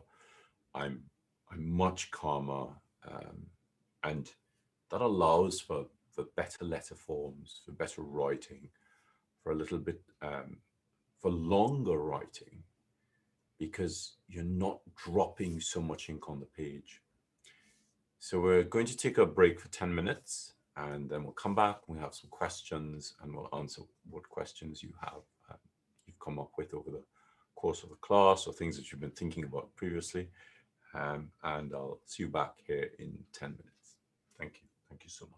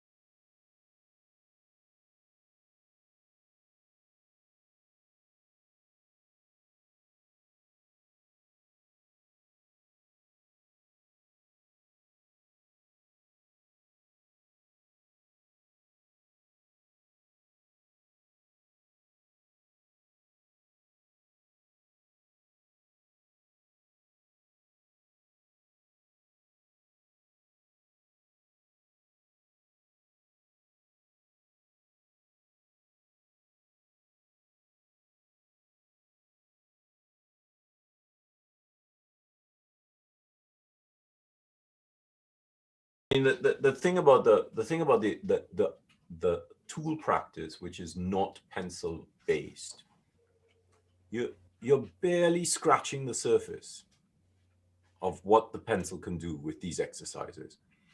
You know, the punctuation, punctuation, punctuation. Everybody sends me messages going, can't get this. Why can't I get this? And I'm like, don't message me about this. Try and breathe. Sit there, practice, you know. How can I get it? Well, you know, have you filmed yourself doing it? Try filming yourself doing it and see what happens. You know, I always tell students, you know, set up a camera over there and, you know, set it up for, make sure you have space on your phone, obviously. Set it up for a good sort of 45 minutes. So, you know, after 10 minutes, you're not self-conscious of the fact that you're filming yourself. And then you're not sharing it with us, by the way. So, you know, don't be worried about filming yourself. And once you've set it up and you've let it film you, sit with a pad and a pencil and watch yourself. And watch the nonsense that you get up to when you're writing. Because you'll sit there and go, what am I doing? Oh my gosh, what am I doing? Because you'll see yourself doing stuff that you just can't believe that you get up to. You'll find that, you know, you're sort of doing things, and by making notes, you start to tell yourself, oh, you see this craziness that you think you're doing, that you think you're not doing, but you're actually doing. You start to realize, oh my gosh, there's all of this stuff that's happening. And because of all this stuff that's happening, your letter forms aren't working. But you don't know that because you don't know what you're doing. I've practiced this enough to know that when I sit, this is where I sit on my chair. This is where the pad is. This is where it has to move. This is how far forward I am. This is the pace at which I'm breathing. I know all of that. If I move a little bit, I know that I've done it. But it's because I've repeatedly filmed myself. You know, at the beginning, when we started filming for Instagram, I was, you know, I would film and I would have to, you know, because of course Instagram then was only 30 seconds, right? And I would look for the best 30 seconds that I filmed. So I'd be sitting there watching my hand. And I'm like, what have you just done? What is that madness you've just done? And I would lose hours because I would try and recreate something that I did because I'd never seen myself write like that. And so this, you know, the technology really affords us this ability to look at the madness that we get up to. And then you start changing the way that you approach the writing because you're seeing where the problems are. And it's one thing for a teacher to tell you, or do this, do this, do this. But when you actually see what you are doing, everything changes. It's such a shock mentally. You're just like, oh my gosh. So, you know, and so you set your camera up, you film yourself and do it maybe once a month. And you'll see that you're starting to change the way you sit, that you then do it on your desk. So set it up so you can watch your handwriting. So obviously you're not watching it while you're writing. You're just filming yourself writing. So I'm really lucky. I have some great jigs to put my phone in. I have a jig that I can face on my arm, so I can watch my arm moving. I can watch how I'm sitting in relation to my arm, how much I'm leaning forward by. Then I can focus in on my hand. I can watch my handwriting. And you learn a lot about what you're actually doing. And no teacher can correct you enough. But when you see it, that's when you start correcting it, because you're then so much more aware of it. You're just like, oh, wow, that is That is shocking. And you know what's great about doing it and then watching it right back? So obviously you set aside 2 hours to do it. Is when you do it, you've just done the writing, you filmed yourself, you set the camera up, you know exactly where you've written because you've just done the writing. So just as you're writing and you make that mistake on the screen, you could see what's just happened there. And you're like, oh, that's why I never get that letter. And it's so illuminating to see yourself writing, especially after you've just done it, because you have that real-time connection with the writing. It can be quite upsetting the first couple of times because you're really sort of sitting there looking at yourself going, wow, that is insane. How is this happening? So, you know, be really conscious with the filming, really focus on it. It's really important that you're really present with the writing. You know, just because you're writing doesn't mean that you're actually present with it. You know, I also tell students, you know, when you're writing, and this is what's really great about this calligraphy and meditation class, you're learning to focus on what you're writing. When we practice calligraphy, we're always thinking about the next letter. We're never really thinking about the letter that we're working on because we're so busy planning the next letter. So at no point are you actually present with the one letter that you're working on. And so you get to the end of the page and you look at the page and you're like, oh, what happened? Well, what happened was you weren't there. Because you're thinking about you are always thinking of the next letter. You're not thinking about that one thing that you're working on. Now, of course, we have to think about the letters in context. You know, if we're writing a word, we have to think about the next letter that's coming. But you can't be thinking about the next letter when you're starting the letter that you're writing. Get down to the baseline and then start thinking about the next letter so that most of that letter is actually, you're there with it. You could see what's happening. And that's why, you know, trying to find ways around, you know, sometimes you're writing and something pops into your head and the line just changes. You know, we can't stop the thoughts that come into our head.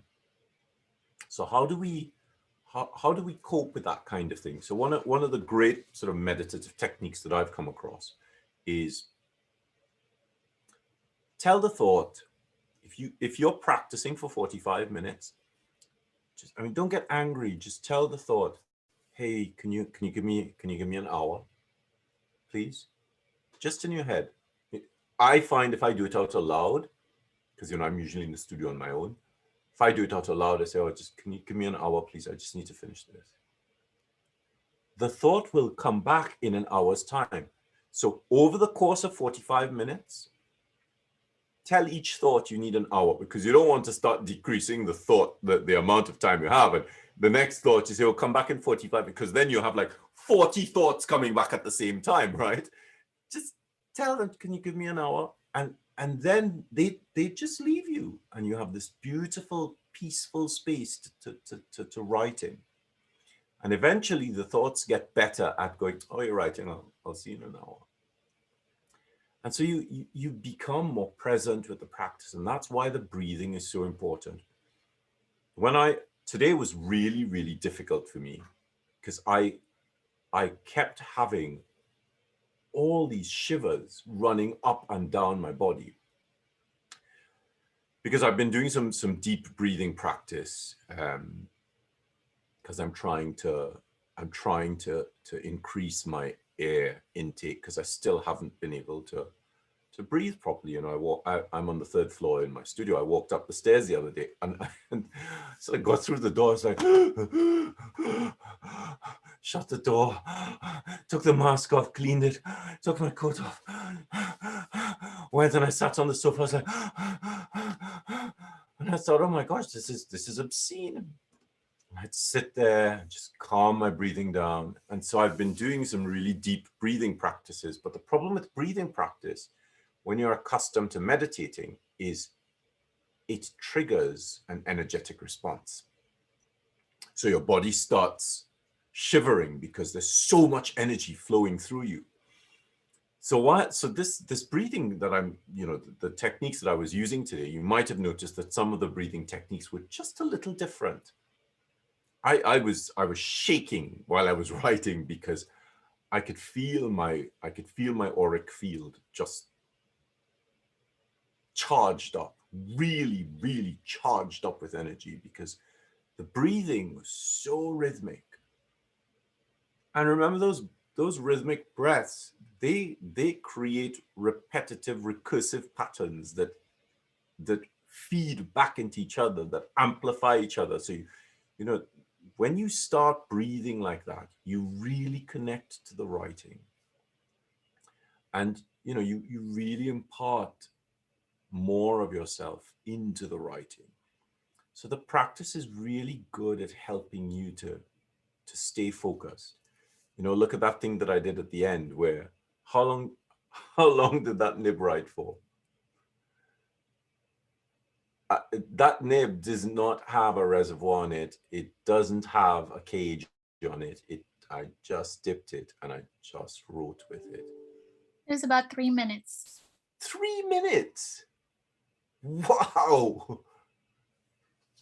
That was a lot of writing, but look at how slowly the writing was. The writing was done so slowly, so patiently. And you would think that if you're writing that slowly, you're actually losing more ink, right? So everything that you think about the writing was wrong. The slower you write, the more ink you expect to be using. And I did 3 minutes of writing. And you know what? I was not even worried that I was going to run out of ink, because I knew the nib would do what it's supposed to do. We had this, I had this class with this amazing voice teacher. And he said to me, so when you're singing, right, trust that the air is there. I was like, what? The phrase is this long. It's a massive run. How can you trust that the air is there? There's no way I could breathe that much, and I physically cannot have that much air. So he says, okay, so try it sing it lower. So it was a phrase from the trumpet shell sound. And that's one of the hardest bass pieces to sing. So it sort of has these really long runs, and it goes like this. It goes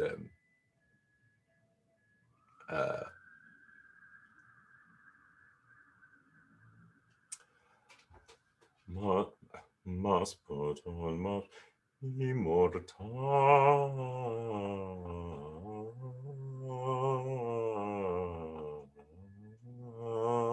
I run out here.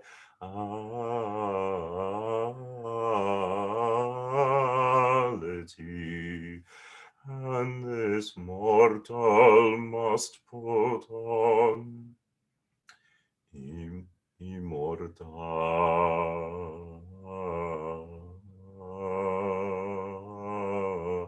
And so I run out halfway through the run. And he taught me this, because of COVID, I don't have the air to do it anymore. And so this was before COVID. He taught me this technique. And I was trusting that I had enough air. And I got to the end of it and I still had air. And he was like, well done. And it's the same sort of thing. If you're not trusting the tool, it'll fail. The tool can do what it needs to do. Obviously it needs ink. And obviously you have to be aware of how much ink is there. But you have to trust that it will do its job. If you are working with it, I was not imposing my will on that nib. I was writing with it. I was enjoying the writing. I wasn't panicking or about running out of ink or the nib snagging, because I've worked all of that out. I was just doing the writing, just enjoying the writing, and the nib was enjoying it with me, and we were having a great time together. And it's only when I got to the point, oh, I think it's running out, that's when it started to run out of ink. So it's a really huge sort of trust situation. And okay, so I'll give you an example of a real problem that calligraphers struggle with. How many of you struggle with the letter O? So I'm going to tell you something that's actually really shocking. I was teaching a girl and I was watching her do this O, and she was really struggling with it. And I put my hand, this was last year, I put my hand on her shoulder, and I sat next to her. And I said, I want you to know that whatever's around the corner, you can trust that God will help you solve it. She burst into tears. She said, how do you know I was panicking about this? And I said, we can't see around the curve of the O. You have to trust that whatever is around that curve, you'll get back to the hairline joint at the bottom. You have to trust. And we couldn't, that was the end of the class, because she couldn't write after that. She sobbed for like 20 minutes. She cried. I was hugging her. She ruined my t-shirt. And she cried so much. And this, I sort of feel that calligraphy calls to us because of this. It recognizes that we're struggling with trust. It might be trusting somebody else. It might be an even bigger problem, which is trusting ourselves. But because it's centered around the heart chakra, it supports your love for yourself. And so the love and the trust work together to form the letters. It's a really beautiful experience when you can sit back and you know what's going to come out, because you're trusting that it's going to happen. So on a metaphysical level, I've explained this before, how I've always believed that the blank page is not blank. So if we think about quantum mechanics, every particle exists at every state from here to here. So that blank page already has the most beautiful writing that you could possibly do on it. The problem isn't the page, the problem is you. Because you are not relaxed enough. You are not connected enough to the vibration to drop through the quantum states to the absolute lowest state, because that is where the most beautiful writing is. And you are just not trusting the tools and yourself. You're not trusting that it will happen. You're panicking, and that panic pushes you away from the bottom of that baseline of the page where the quantum foam is at its most open. And so, this is how I think of calligraphy. When I approach a page, people say to me, how come you never make mistakes when you write? I'm like, of course I make mistakes when I write. It's just the mistakes are beautiful. But I'm not making a beautiful mistake. I am making a mistake that the universe is allowing me to use, because I trust that what's coming out of that tool is what the universe is expecting to happen. Now, of course, I have had a considerable amount of practice. And those of you who have attended classes, workshops that I've taught, you also recognize that I'm not playing a game here. I'm not just pushing ink around on a page. We had that textualist workshop last week, and some of the messages I got from people, I was sitting at home crying, and Tim was like, "What's going on?" I went, "Read this, read this." So many beautiful messages from people saying, "I've never ever understood the script like this. This has completely changed my understanding of the script, because it's such a unique system." So, my approach to calligraphy is through information, through accuracy. When I write, the writing is accurate. Even when I use a ruling pen, it's accurate. But because I know the script, and I've spent so long working on it, I've spent so long thinking about it, I've spent so long researching it, I've even come up with an explanation for how to hold the tool to get the perfect line out of the tool. Because when you look at the tool coordinate system and you start with a pen in your hand and you start doing some of the shapes, you're like, oh, now we've not done exercises for this, which we've been, sort of thinking about. But once you start looking at the system and you start applying it, you start to see, oh, I can work out exactly how I need to hold this tool. Christopher Hunnis has a great technique that it's Christopher's work that made me start to think, what's happening here? So when he does a Roman capital letter, I need to show you this. I can't explain this. So when Chris writes,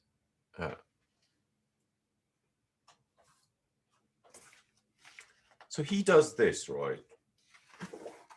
I think I might have shown some of you this already.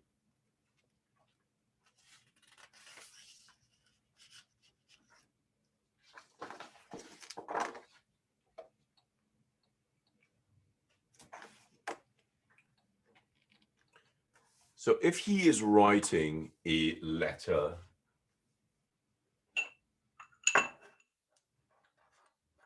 letter B, this is what he does, right?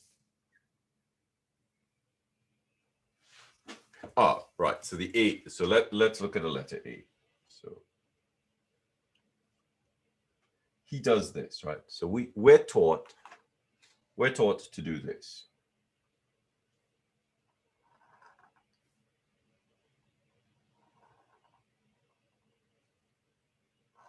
Right.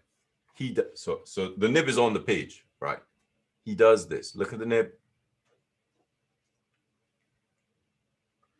Right. He does this.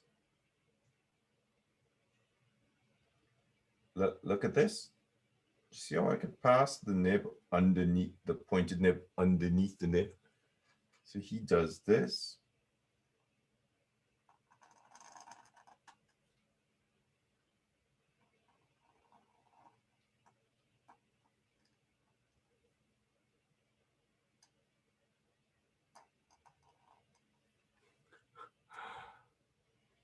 And the letter has this sort of sexiness to it. It's really sensual.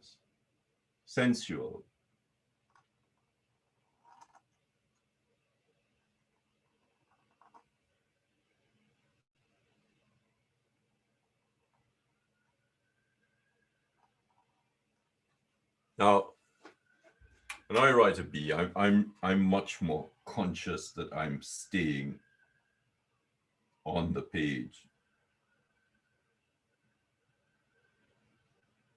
because this, for me, I love this manipulation. But I find for beginners, it's a big ask.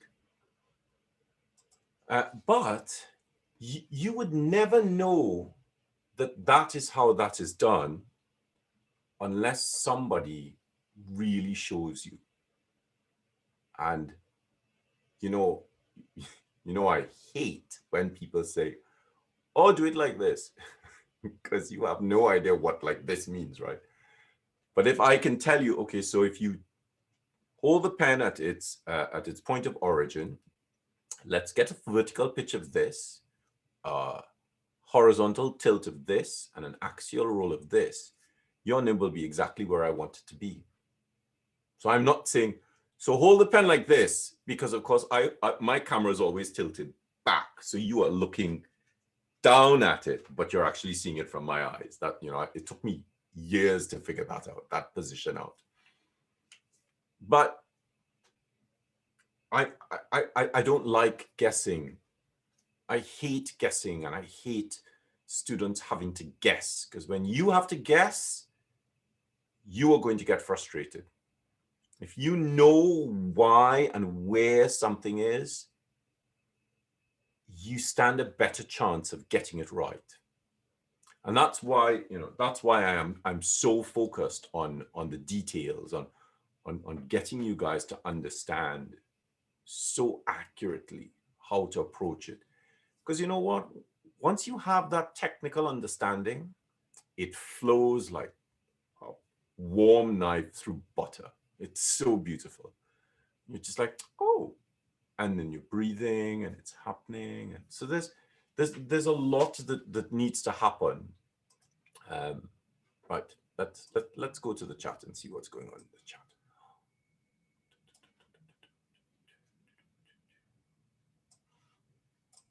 Okay.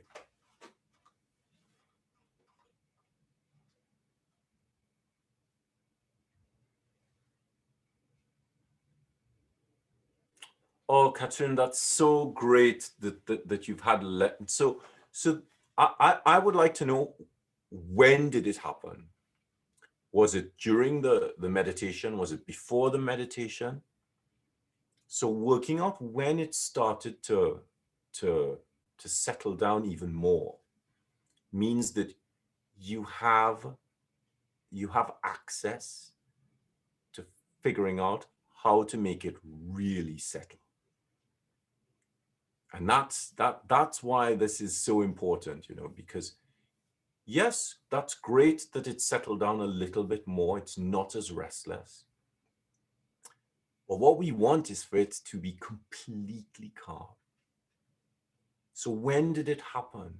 What caused it to settle down? What is causing the stillness to sort of embed itself in it?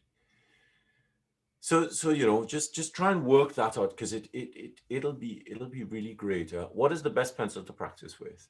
Well, I was just using an HB pencil today. I generally use a 6B pencil. You really have to work out which pencil is the best pencil for you. I have great pencil control, but that is a lot of practice.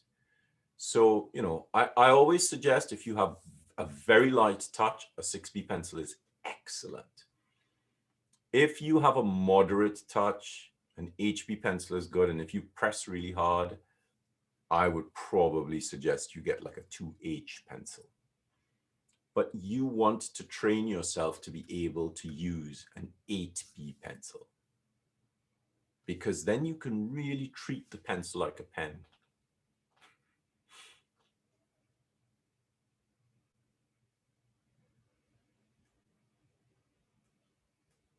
Yeah, I mean, you know, listening to yourself speak is really important. You know, I'm I'm quite confident that how I sound is, you know, Tim hates to hear himself recorded.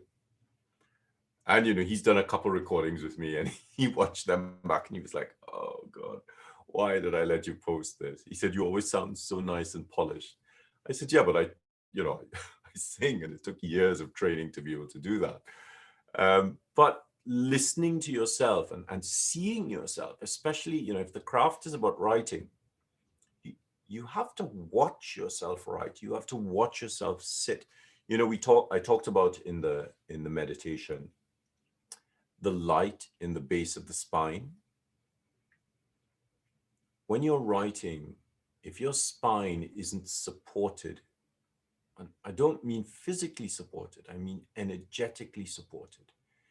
If your spine is not energetically supported, your writing is never going to be good, because that's what's holding you up.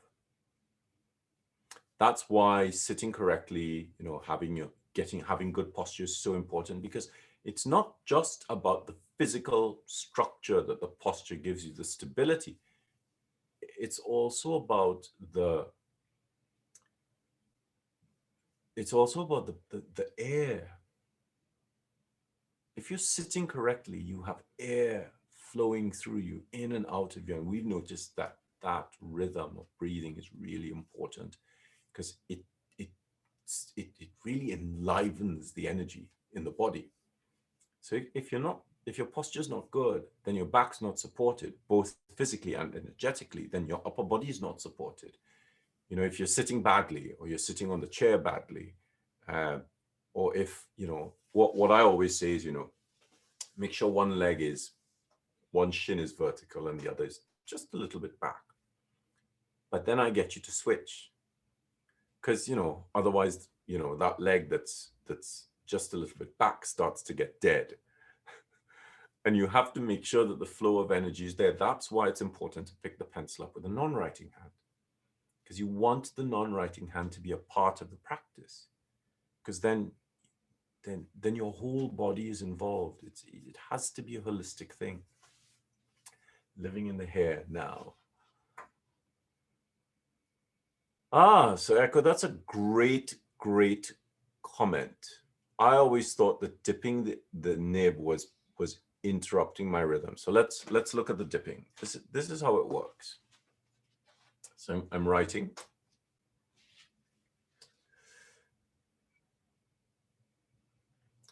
And 1 and 2 and 3 and 4 and 5 and 6 and 7 and 8.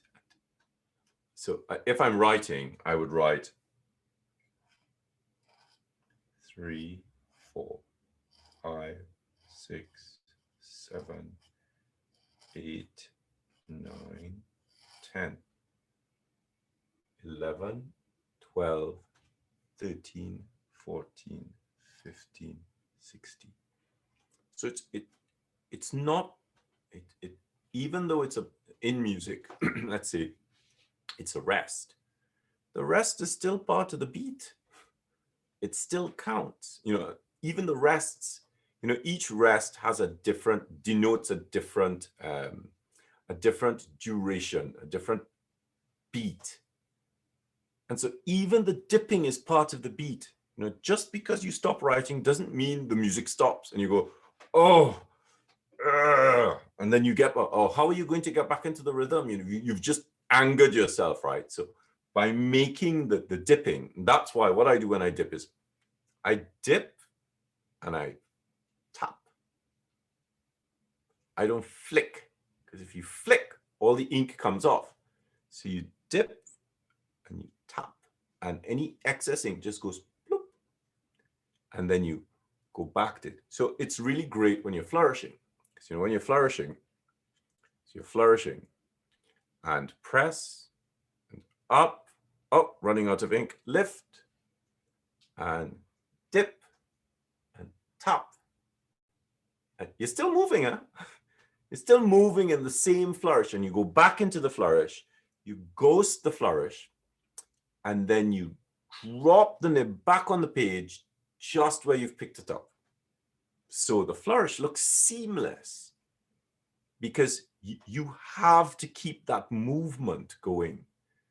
That's how the writing masters produce these beautiful flourishes, and you look at them and they resonate with this they have this sympathetic resonance, and all the lines feel like they're sitting together. And when you try to copy the flourish, it's like shaking all over the place, and this line is at this angle and that one's at this angle, and the curve looks like somebody drew, like you wrote it with your feet. That's because you don't know that it's this constant movement. And even when the nib isn't on the page and it's ghosting in the air, remember the line is made up of two parts. We have the trace and the mark. As it's moving in the air, it's constantly rhythmically moving. That's why muscular movement and whole arm movement are key. you must know them.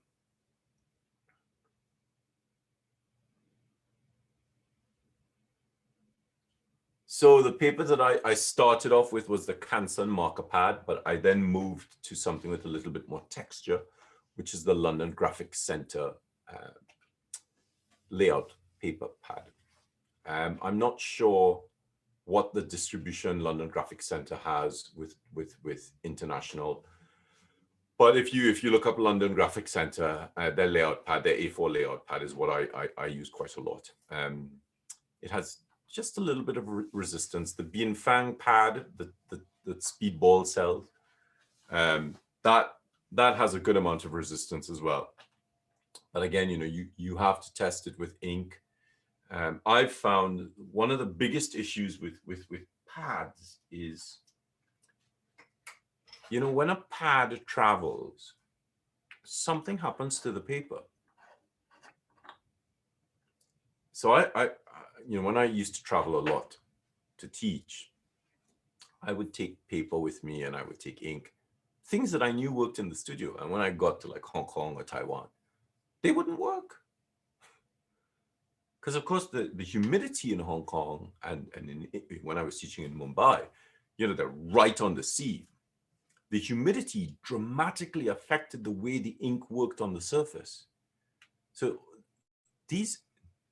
and I spoke to William Mitchell about it. I spoke to Pelican. I spoke to Monteverde about the ink. I spoke to whose pad? I think I was using London Graphic Centre for their pads. I was also using some pads from, I was using some Rhodia pads.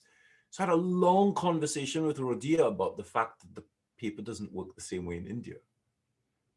And for most people, it's not really a problem. But when you're doing copperplate script and the hairlines have to be that fine, it's a big issue. So it's really important that we're, that you're conscious of what's happening with your tools and materials. Don't just expect them to work because somebody says, oh, they'll work. That is the worst thing. People can guide you, but it's you have to test them, because if you don't test them, if you don't know that they work for you, you might find that the other issue is your room is too hot. If your room is hot, then the molecules of the molecules in the ink will be a little further away from each other, so the ink will flow faster. So there's all of this technical stuff that you have to work out. So Axel said there's no international delivery at the moment with London Graphic Centre. Sorry. I looked at it myself. But if you're in the US, the Bien Fang marker pad is excellent as well. I love the London Graphic Centre layout pads. I really like the Canson marker pads. They're excellent for calligraphy, but they're not good for pencil work because they're so smooth that the tool just slips across the surface. There's no resistance. There's no sort of purchase. Right. So, okay. Well, that's it. Questions done. Brilliant. Okay. So, yay. All right. So thank you all very, very much. I hope today's session has given you a little bit more insight into your practice. I hope it's making you think a little bit more and really sort of work with the practice a little bit more.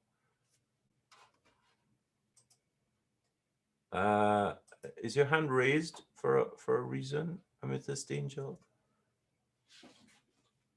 Now we have to view and review the recorded sessions. Yes, so we'll have this up in about 4 days. We'll send you the link for the